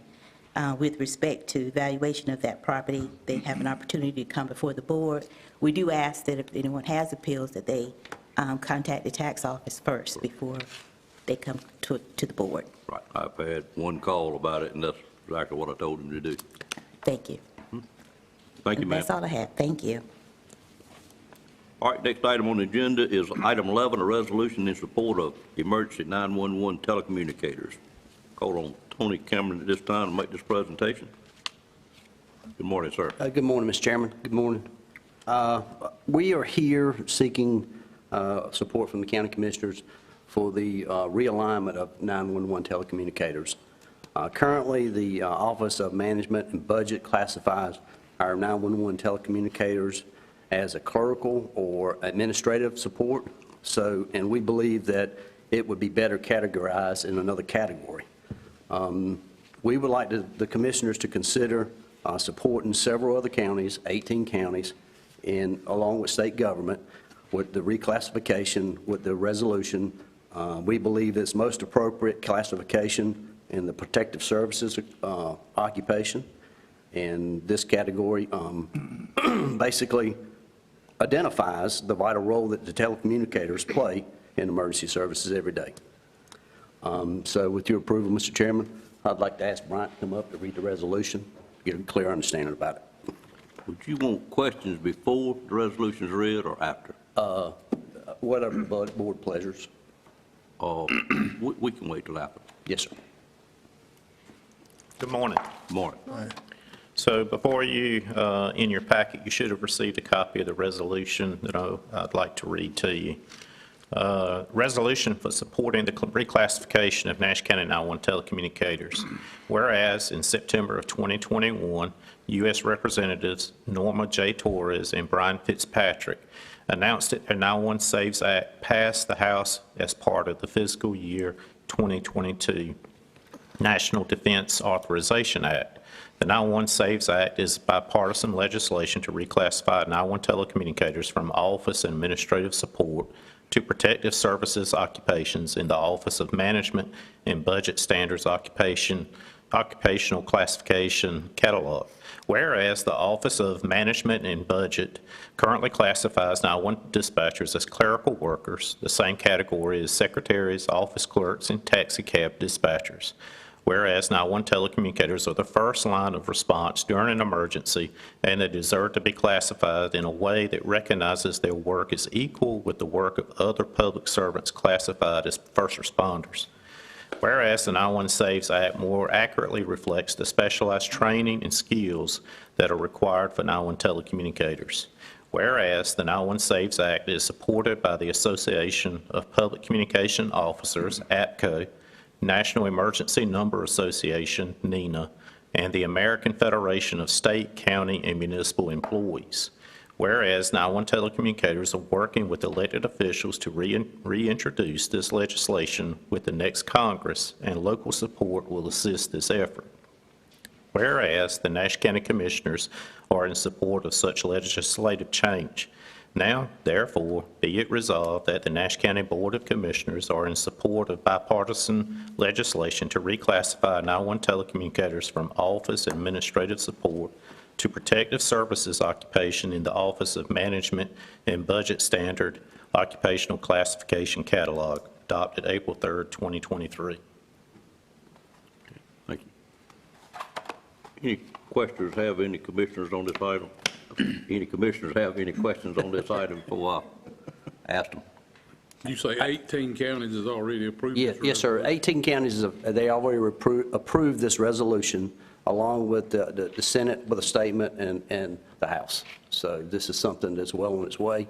We believe our communicators should be recognized in a proper category. They're part of the first responders. They are first responders, and they are vital. As you all would well know, 911 hadn't been here forever. Back in the day, we called rescue squad, or we called the police department. Well, these telecommunicators come to the table with certifications and training, and it begins the moment that phone's ringing. So we just think this is the most appropriate category to put these communicators in, and it recognizes their service to community. And just to add, this is no money. This is just recognition and a title. That was my next question. Okay. This is just the right thing to do. All right. And Mr. Chairman, I just had a comment. That was my next question as well. Does that put them in a different pay category, scale, or anything? No, ma'am. It's simply a title, and it's just the support of this board to recognize these communicators and the hard work that they do in the service to community. Mr. Chairman. Yes, sir. Just on that comment, what is the median average salary for the classification they're in, and what's the median average salary for the protective class?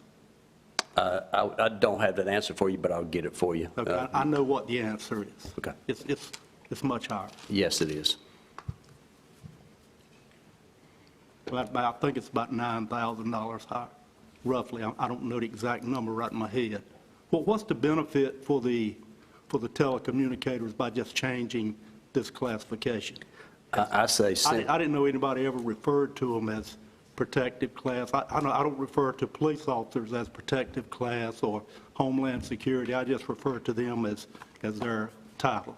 This title is recognized by the Office of Management and Budget with the federal government, and as far as the title, I think it's just the way we've always done it, or that's the thought process there, and that was my guess, looking from the outside in.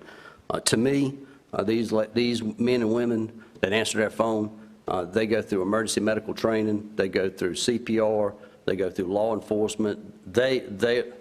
I have no doubt. I don't question their ability and their skills. I just wonder, what is the real benefit? What are you trying to get to here? Just simple recognition for the hard work that they do as a first responder. Title instead of clerical telecommunicator. Yes, sir. Others? Again, I've got a couple of questions, but I want to make sure nobody thinks I'm questioning what they do, how good they are, or anything else. Yes, sir. But it's very unusual for us as a board of commissioners to get asked to take a position on federal legislation. Yes, sir. And I personally think it's a dangerous process to start. A lot of what they do up there is pretty controversial. Our board, for the most part, works together extremely well.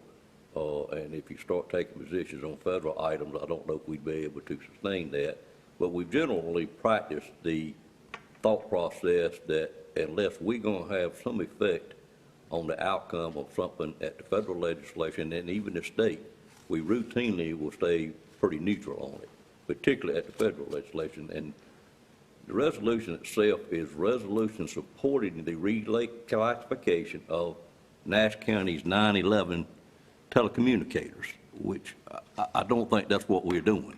I think it's a resolution of support to a federal legislation. So I question the title just a little bit of the resolution itself, but more importantly, we're being asked to go into an area that we routinely choose not to do. And there's no reflection on what this particular one is about whatsoever. It's just the process itself. But you say there's 18 counties that have?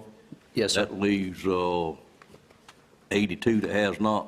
Yes, sir. Is all of that in progress, or I guess I would say, have any of them chosen not to do it, to your knowledge? I believe, Commissioner, and you can correct me if I'm wrong, this is a very new process, is starting, the movement starting, and is something that we just think that, getting on board with it is the right thing to do with our people. If we have it, if the resolution is not, the terms are not in line with the board's wishes, we can make adjustments on that as far as the lingo. But I can't answer for the other 82. Okay, I understand that. I thought you might have some tally on it. No, sir. I only have, I have the Senate statements and the House statements that have been presented, and I have the list of the 18 counties. Right. And it's 2 cities, I believe it's Greensboro and Durham. Will it, manager, affect what they're titled in our own pay plan? No. And what is that exact title in our pay plan? I would have to go look it up. I believe they're telecommunicators. Yes. Okay, all right. Yes. Just to add, the history has been that this has been something they've been trying to pass at the federal level for a number of years, but for whatever reason, it stalls on one side or the other.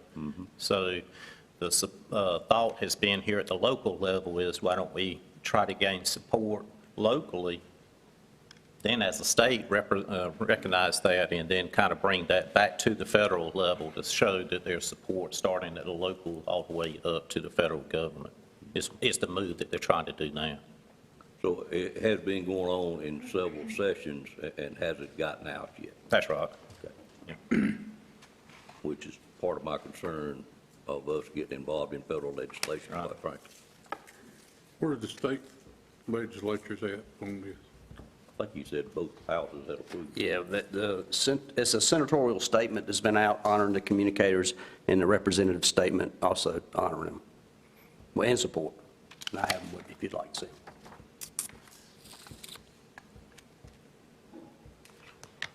So you said you had a Senate and a House Yes, sir.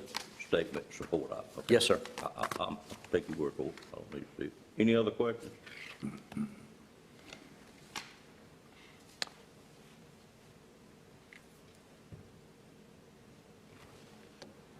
Stacy, do you see my concern with the title itself? And could it be titled differently from that, maybe? I think we can certainly do that. We can also go back and do some more research to bring to the board maybe what the stalls have been at the federal level so that we can share those reasons with you to better help you make your decision. Tony, is this have a time sensitivity to it? No, sir. No, sir, it does not. Would it at all offend you if we work No. on that title a little bit? No, not a one bit. All right. Mr. Chairman, I make a motion that we table this item to. Okay, so I have a motion on the floor to table the item, I need to say to a time specific or until brought back up. And probably need to do it until we have sufficient data rather than a time specific. The next meeting be?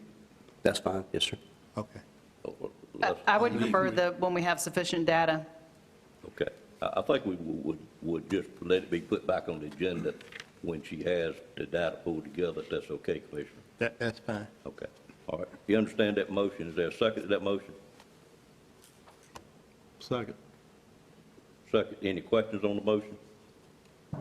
And I'm just going to say on behalf of the board, for you telecommunicators that are here, we just need to get it right when we pass it. It has nothing in the world to do with the intent of the resolution itself. So please understand and take it that way. All in favor of the motion, let it be known by saying aye. Aye. Any opposed by a like sign? No.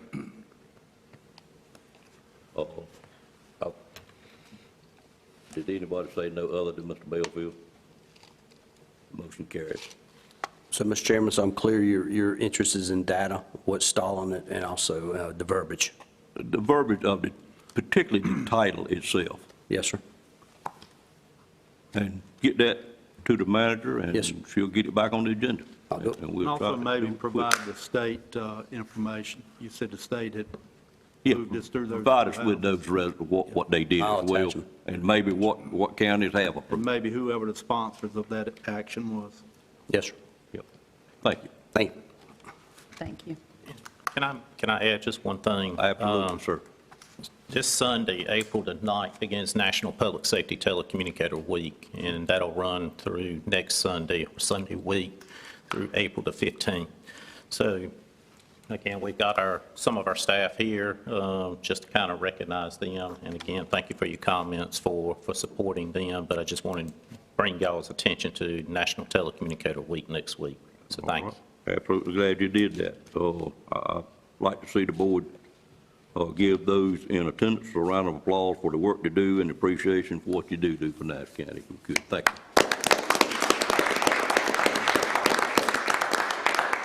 Are there any planned activities, Mr. Fisher, for that? Yes, sir. We've got some activities planned. We've got a meal catered for them Thursday night as well. So we've got some fun activities planned for them. So we appreciate the community's support as well on that. Absolutely. Yep. And it'll be published that it is their week next week. That's right. Okay, Yes. thank you. Thank you. Thank you. All right, we'll move on to item number 12, which is Community Development Block Grant. I'll call on Ms. McGee at this time.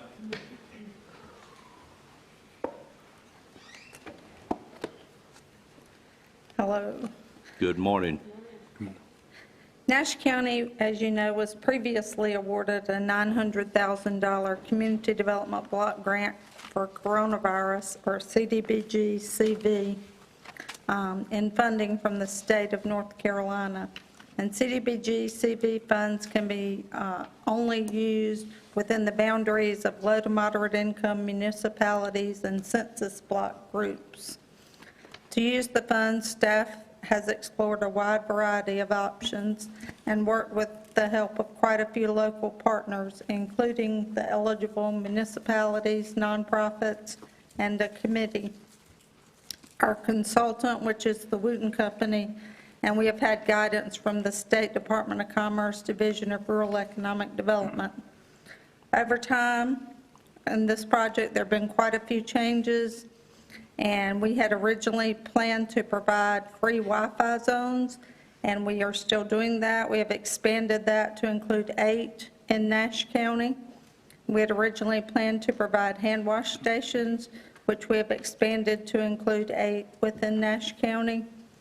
We had originally planned for a local nonprofit to provide subsistence payments to low to moderate income households. $4,806.25 was used within Nash County in this particular program.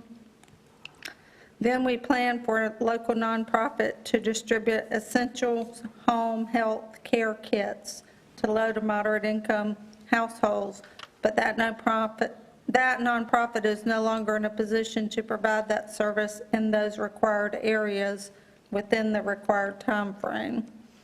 So now, following much consideration and involvement, we plan to submit a request for scope of services revision to reallocate unused funds to fund 4 new activities. And those include providing personal protective equipment, such as gloves, masks, gowns, and CAVI wipes, to Nash County Fire Departments, Castalia, Middlesex, and Sharpsburg. And number 2, purchase a supply dispenser called a UCAPIT for the PPE and related supplies to be located at the Spring Hope EMS station. Number 3, to provide 6 computers, laptops, and accessories, plus a community garden, the supplies for it, to the Sharpsburg Senior Center. And number 4, provide 20 computers, laptops, and accessories to the Spring Hope, Whitakers, and Middlesex libraries. So in order to proceed, we need to hold a public hearing for those changes, for the request for scope of services revision. And there's a copy of the ad that ran in the Rocky Mount Telegram in your packet. If you have any questions, I'd be happy to try to answer them. Questions of Mr. Gee on this item? Mr. Chairman, I have a few. Go ahead. In the public notice, it says that funds were given to a local food pantry and, were allocated to the food pantry service. And so you're saying you're taking those funds from the food pantry to give to these 4 other agencies? Is that right? Yes, they asked to terminate the agreement because they were not in a position at that time to fulfill the requirements. The food pantry was the one that asked, that you were speaking of, Yes. that asked to, okay. Yes. And there are no other food pantries that They benefit have from to this? be located in certain areas and able to provide the service in certain areas, and so, no.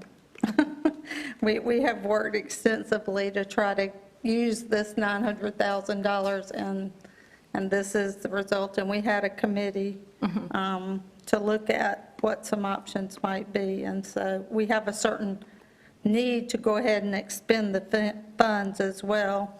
And there was a lot of paperwork that would be required in this program for people to be able to obtain the food supplies. So that didn't seem to be the best option, and that nonprofit asked out of that agreement. Okay, thank you. Other questions? What are the identified service areas? We have a map but it includes low to moderate income municipalities and census blocks. That's really splotches across Nash County, but it does include the areas of Castelia, Middlesex, and Sharpsburg for municipalities, and Spring Hope, and then some random other census blocks. And we can get you a copy of that map if you'd like it. We can get that to all of y'all. I guess my other question is, there has been a lot of protective equipment distributed, and is there a need for more of that? I see that. According to these organizations, there is a need, and we worked with them, we reached out to them to ask, and they do need these supplies.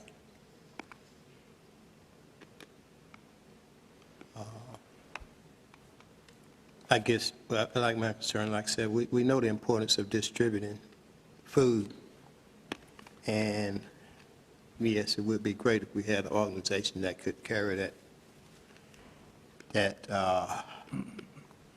objective out.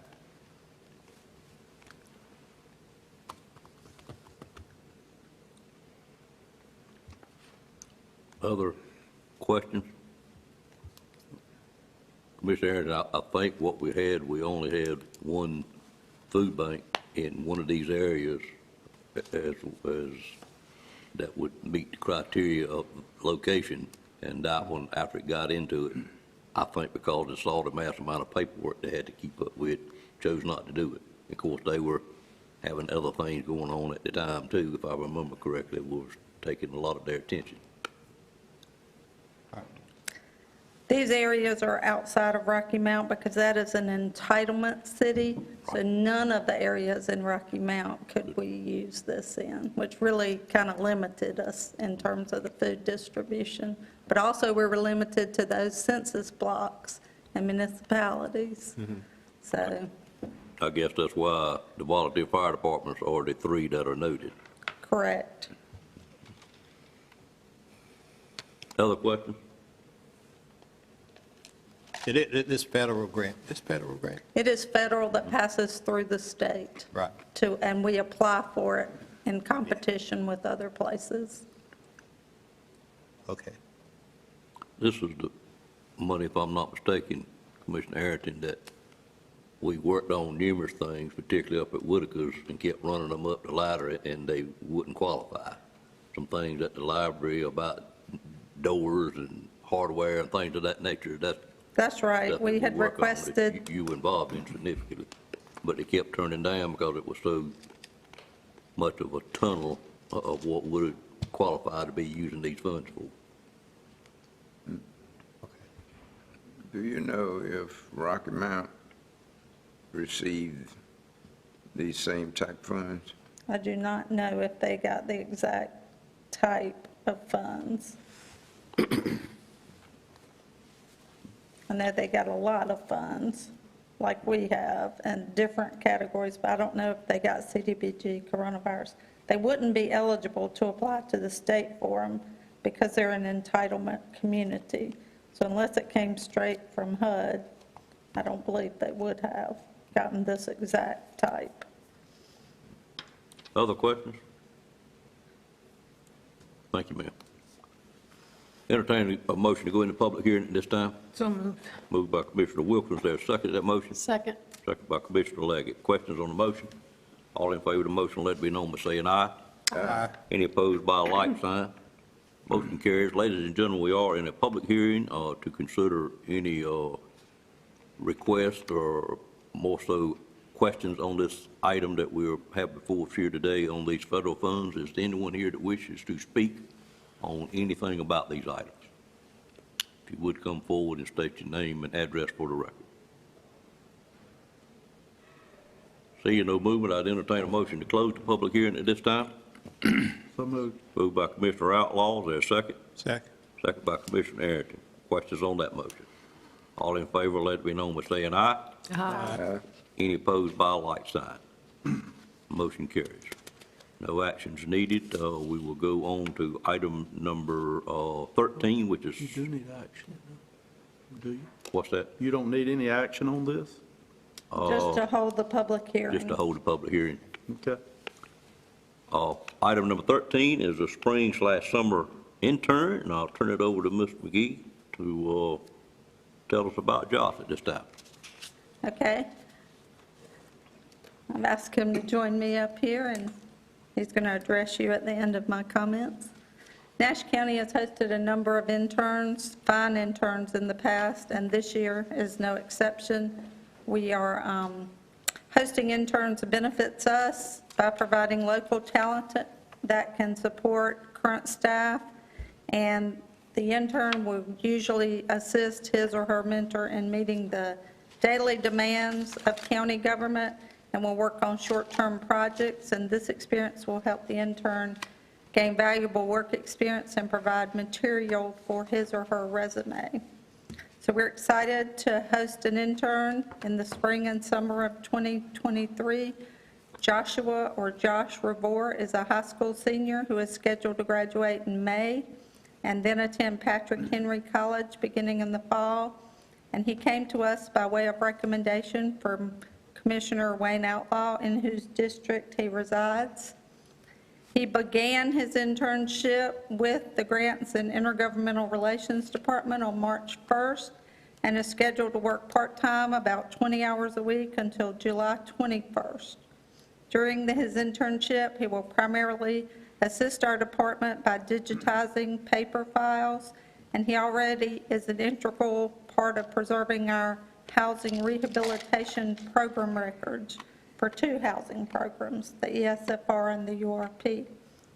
He will be helping staff to digitize other program records, and he will maintain compliance with record retention policies of our various grants and programs as he does that.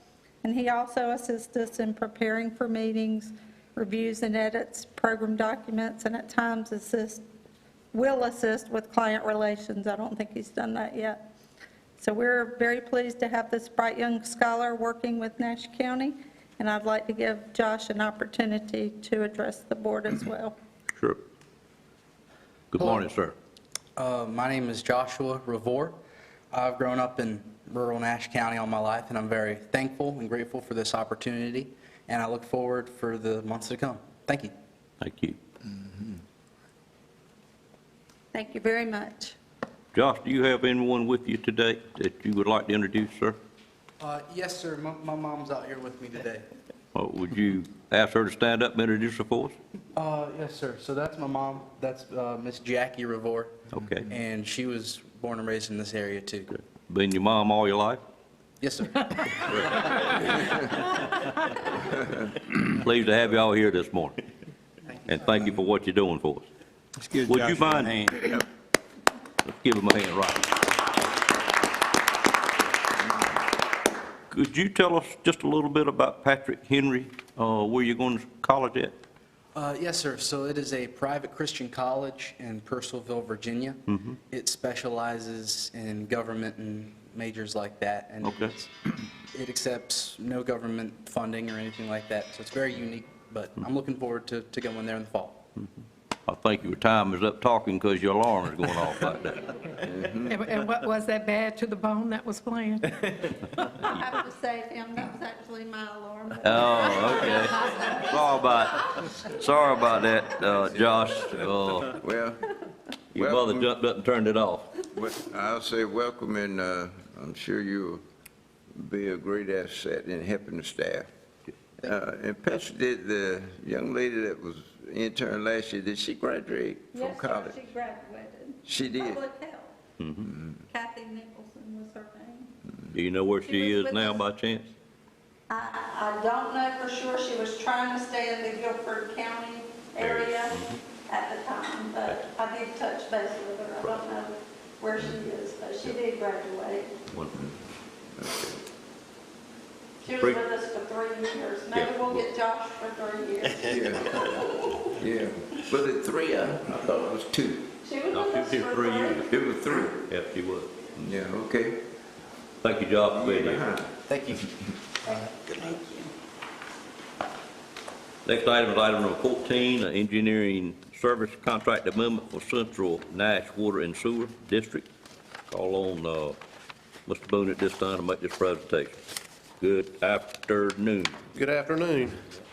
I have to say, I was a little envious of Josh there. I thought he had a woke-up song. I might have to start to incorporate that in my presentation. That's right. Never got a chance to do that while I was playing sports. So the first item I have before you is a contract amendment with the Wooten Company.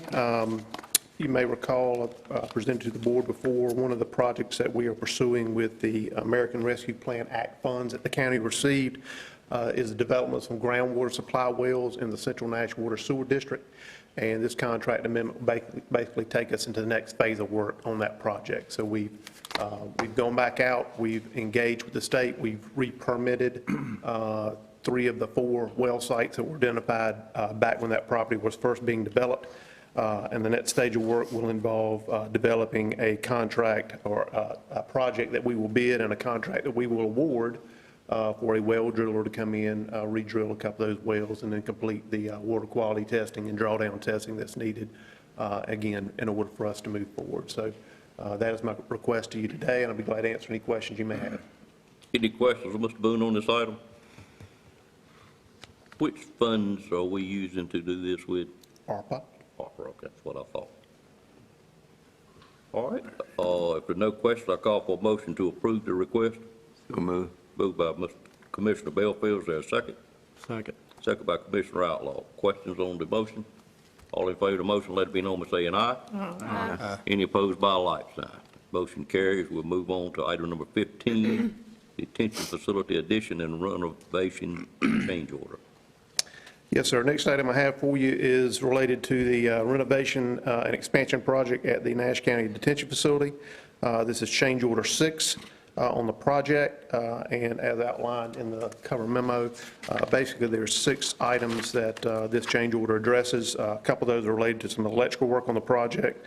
We did receive a credit for the proposed two-way conversion of Drake Street, which the Nashville Town Board requested that we forego on the project, and then also some design revisions on the rear loading dock at the rear of the facility that resulted in a change order of $30,000. So net increase on the contract is $17,049.57, which if approved would take us to a revised contract amount of $18,308,128.88.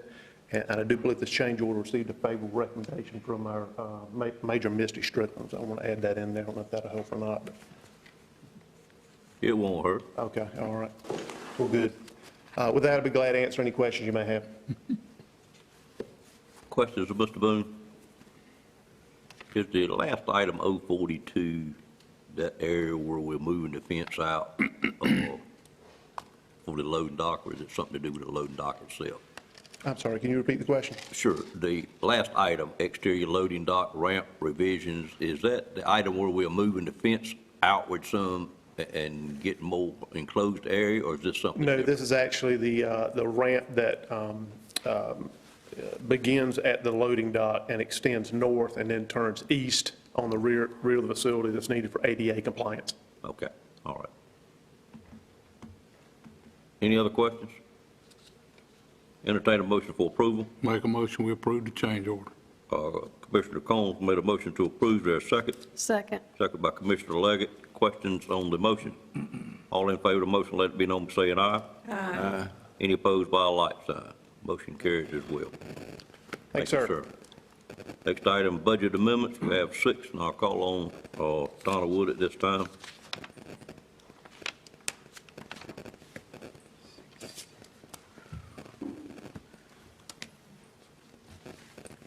Good afternoon. Good evening, ma'am. So I have the following budget amendments are presented for the board's consideration for fiscal year 22-23. I do have 6 budget amendments on the agenda. I would like to go ahead and say budget amendment number 4, I'd like for you to disregard. That was input in error. I actually had that on the agenda in March, so we can disregard that one. So I'll go ahead and start with budget amendment number 1. This is a fund balance appropriation. This amendment's presented to transfer funds to the County Capital Reserve Fund to support the courthouse masonry repair project. These funds are available due to the ARPA grant. Transferred funds for support of general fund services is $275,000. The next item is with the Sheriff's Office. This amendment's presented to appropriate donated funds to the Sheriff's Community Support Fund to provide $500 Sheriff's Office scholarship funds and $500 from the Allison family to support a public service scholarship to include law enforcement, EMS, fire, or nursing. It's $5,100 and no county funds are required. The next item is with Parks and Recreation. This budget amendment makes funds available that have already been collected in sponsorship revenue for spring sports, including baseball, softball, t-ball, flag football, and soccer. It's $17,207. As I indicated, number 4, I'd like for you to disregard. Item number 5, that's with Senior Services. This amendment's presented to transfer grant funding for between projects in order to utilize all of the available funding for fiscal year '23. Fund balance appropriation of $1,111 is requested due to the county required match for home-delivered meal grant funding. So it's moving more money into home-delivered meals out of the Faith Home Care due to availability of use of funds. The next item and the last item on the budget amendment agenda is for the Nash County Public Schools. This relates to lottery funds for public school building repair and renovations. In order to assist the county governments in meeting their public school building repair and renovation needs, the North Carolina General Assembly passed legislation as part of Local Session 2021-180 that established a new source of revenue to be used specifically for repair and renovation projects. The source of the funding is from the North Carolina Education Lottery. The fund is administered by the Department of Public Instruction. The funding is to be used to provide funds to counties for repair and renovation projects for local school administration units within a county. Repair and renovation projects must be pre-approved by DPI, and the funding draws for the projects require approval from the Chair of the Board of Education and the Chair of the Board of County Commissioners. There's this additional funds are available for Nash County to draw down to support repair and renovation projects approved by DPI. The additional funding available for these projects is $172,816. We've already drawn down or requested $300,000 in budget amendments, so this will make the request for $472,816 for that funding source with pre-approved projects. Any questions of Donna on either one of these budget amendments? Seeing none, I'll entertain a motion for approval. So moved. Moved by Commissioner Outlaw. Is there a second? Second. Second by Commissioner Wilkins, or Leggett, excuse me, and Mr. Bellfield. Any questions on that motion? All in favor, let it be known by saying aye. Aye. Any opposed by a like sign. Budget amendment stand approved. Thank you. Thank you, ma'am. Next item is item number 17, which is board appointments. I'll call on Assistant County Manager Scott Rogers at this time. Thank you, sir. I have 3 items for your consideration today. The first one being a request by the Nash Community College Board of Trustees Chairman, as well as their president, requesting the reappointment of Sam Dickens to their board. The second item is in regards to our Consolidated Human Services Board. We have actually 9 members that have terms expiring. They include Ms. Dorothy Battle, Dr. Doris Knight Thorne, Yvonne Moore, Danny Tyson, Dr. Mike Johnson, Commissioner Dan Cohn, Dr. Chandra Tucker, Mickey League, and Dr. Mark Abel. All of these positions are eligible, willing, and recommended for reappointment. The third item I have for you is the Board of Adjustments. We have 2 members with expiring terms, regular member Kenneth Mullen, and alternate number 1 is Mr. Oscar Bruce. Chief Mullen has declined an additional term due to other obligations, but Mr. Bruce is eligible, willing, and recommended for reappointment. If Mr. Bruce is reappointed, he would obviously take the regular member position vacated by Mr. Mullen, and we would need a recommendation to serve as alternate number 3. Any questions on either of those? Mr. Chairman, Yes, ma'am. I have a question. Sure. The Consolidated Human Services Board, those that are expiring, when do they actually expire? Is it individual? Are there No. individual dates, No, they're all the same date in April, which is end of this month. end of this month? Yes. They're stacked up like that because they're tied to the date that we formed the Human Services Board. And everybody that was on either board at that time got to start over their terms and number of terms again. I just really would like, because I've only been here a year and a half, I just really would like more time to look at the board members, how long they have been there, but whatever the pleasure of the board is. Okay. All right, any other questions? Mr. Chairman, go ahead, Mark. Go ahead. I just want to mention that I'm looking at a candidate to replace Mr. Mullen. Right. And I'll have that recommendation at the May meeting. And I'm going to take action on these three individually when we get to that point. Mr. Belfield? Okay. No, I was just going to offer a motion. Okay. All right, well, let's move back up to the first item, which is the reappointment of Sam Dickens. You want to do them individually? I want to do them individually, yes, sir. Okay. Which we normally do. Okay. The National Community College Board, we have recommendation to reappoint Sam Dickens.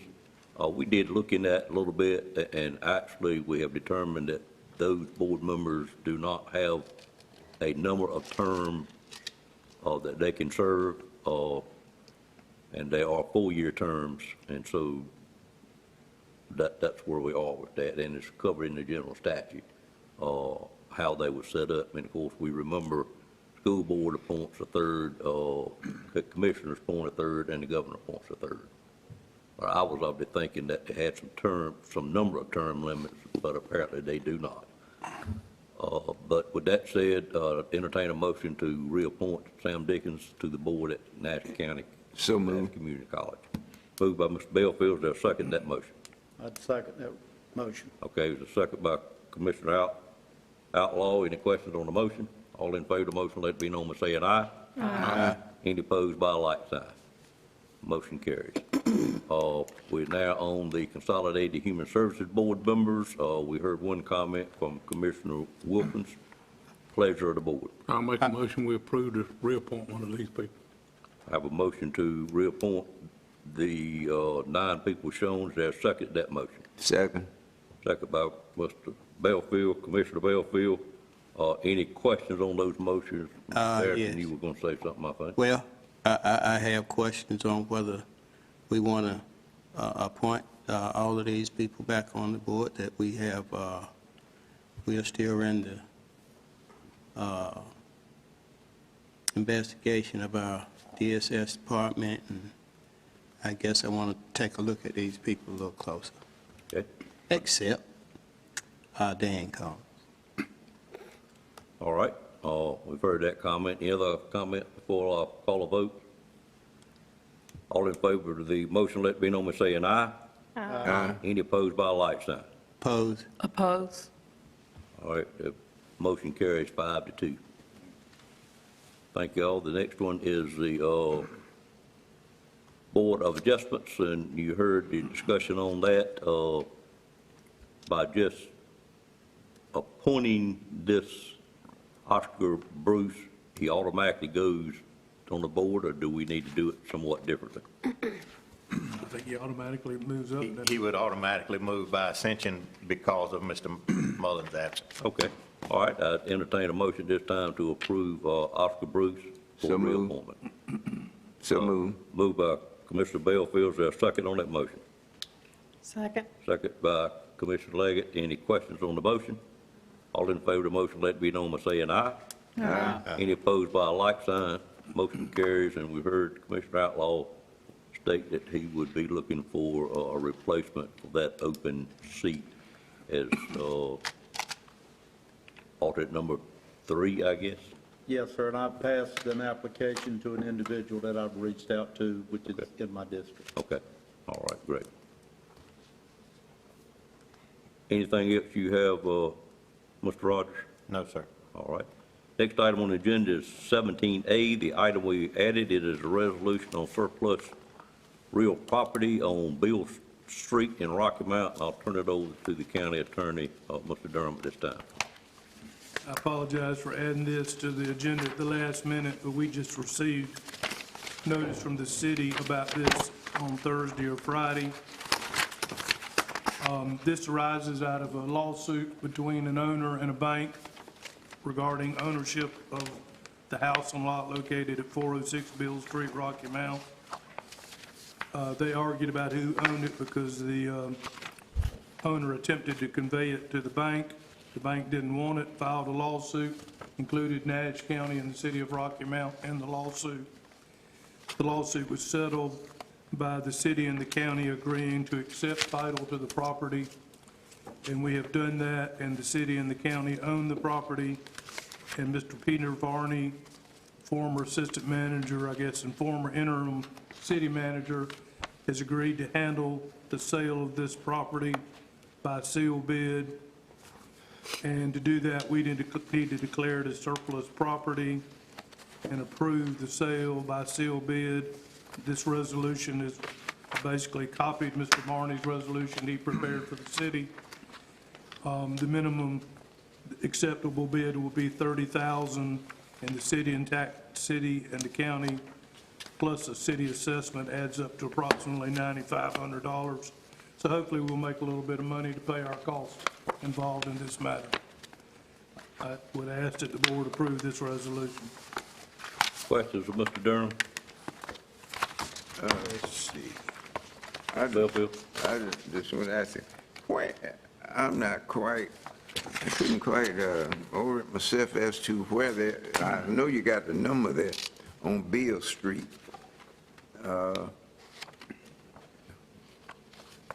Is it vacant? No, sir, there's a house located on the property. And Mr. Varney has inspected it, indicated there is some water damage, but he thinks it's in pretty good condition otherwise, and anticipates that it'll sell for more than is owed in taxes. Other questions, Commissioner? No, that's the only one. Who sued who? I didn't quite. Pardon? Who filed suit against who in this matter? Wells Fargo as trustee filed the lawsuit against the owner, alleging that his deed that he attempted to convey the property to Wells Fargo was invalid, and they didn't accept it and didn't want it. Okay. Of course, he'd been in bankruptcy. It gets complicated. Okay, all right.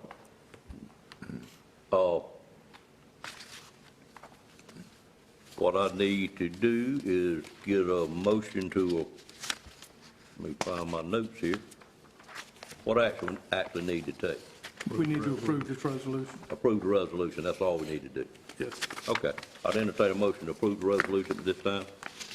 Move for approval. Moved by Commissioner Legg, is there a second? Second. Second by Commissioner Combs. Questions on the motion? All in favor of that motion, let it be known by saying aye.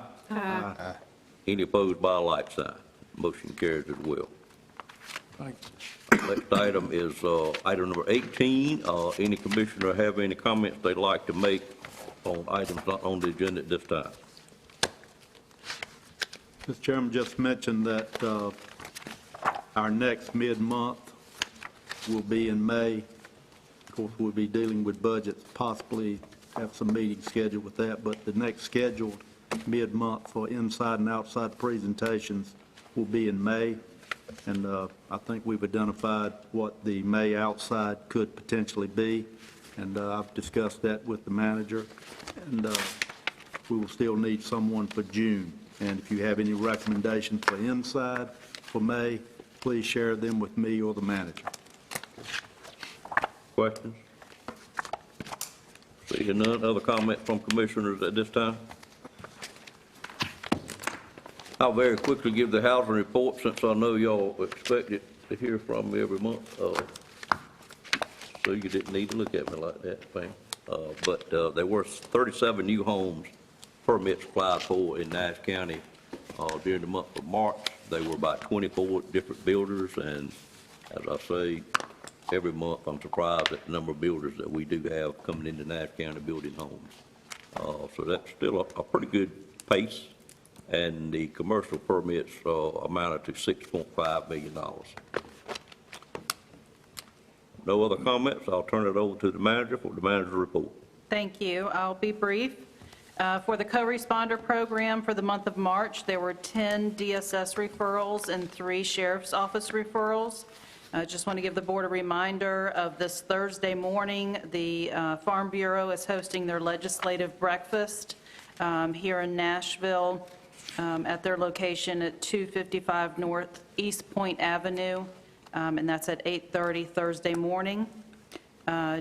Also a reminder that this Friday is a holiday and county offices will be closed, and that we are continuing to work through the budget process, and I'll stay in touch with the board on that, and should we need to schedule a work session, we may do that moving forward.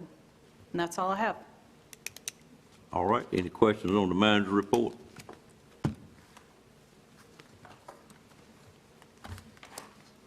All right, with that said, we have a closed session we have scheduled, and I'll call for a motion to go into closed session. It will be for the purpose of economic development matters, which will be second on the agenda, and the matter of attorney-client privileges, which we will take up first on the agenda. So I'd entertain a motion to go into closed session for those items at this time. So moved. Moved by Commissioner Wilkins. There a second to that motion? Second. Second by Commissioner Leggett. Questions on the motion? All in favor of the motion, let it be known by saying aye. Aye. Any opposed by a like sign? We stand a short recess, and then we'll adjourn in closed session, and we will, of course, close out the meeting in open session. I'm not sure whether there'll be any action taken that we will report at that time or not. Thank you. Back to order at this time. After the closed session, there was one item of business in the closed session that we discussed that we need to have action taken on, and it is concerning adding additional employees to the Department of Social Services.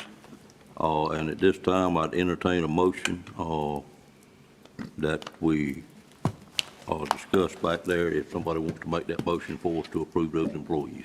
Mr. Chairman, Yes, ma'am. Nash County Board of Commissioners, at the recommendation of staff, recommends the addition of 8 new positions in the Department of Social Services. Offer this in the form of a motion. Have a motion to approve the staff recommendation for 8 new positions in the Department of Social Services. Is there a second to that motion? Second. Second by Commissioner Outlaw, Commissioner Combs. Any questions on that motion? All in favor of the motion, let it be known by saying aye. Aye. Any opposed by a like sign? Motion carries. Madam Manager, any other business to come before the board at this time? Any need to adjourn, or any need to recess or adjourn? Adjourn at this time, please. Adjourn at this time, okay. All right, I'd entertain a motion for adjournment. Make a motion, we adjourn. Have a motion by Commissioner Combs. Is there a second? Second. Second by Commissioner Outlaw. Questions on that motion? All in favor, let it be known by saying aye. Aye. Any opposed by a like sign? The April meeting for the Nash County Board of Commissioners is adjourned at this time.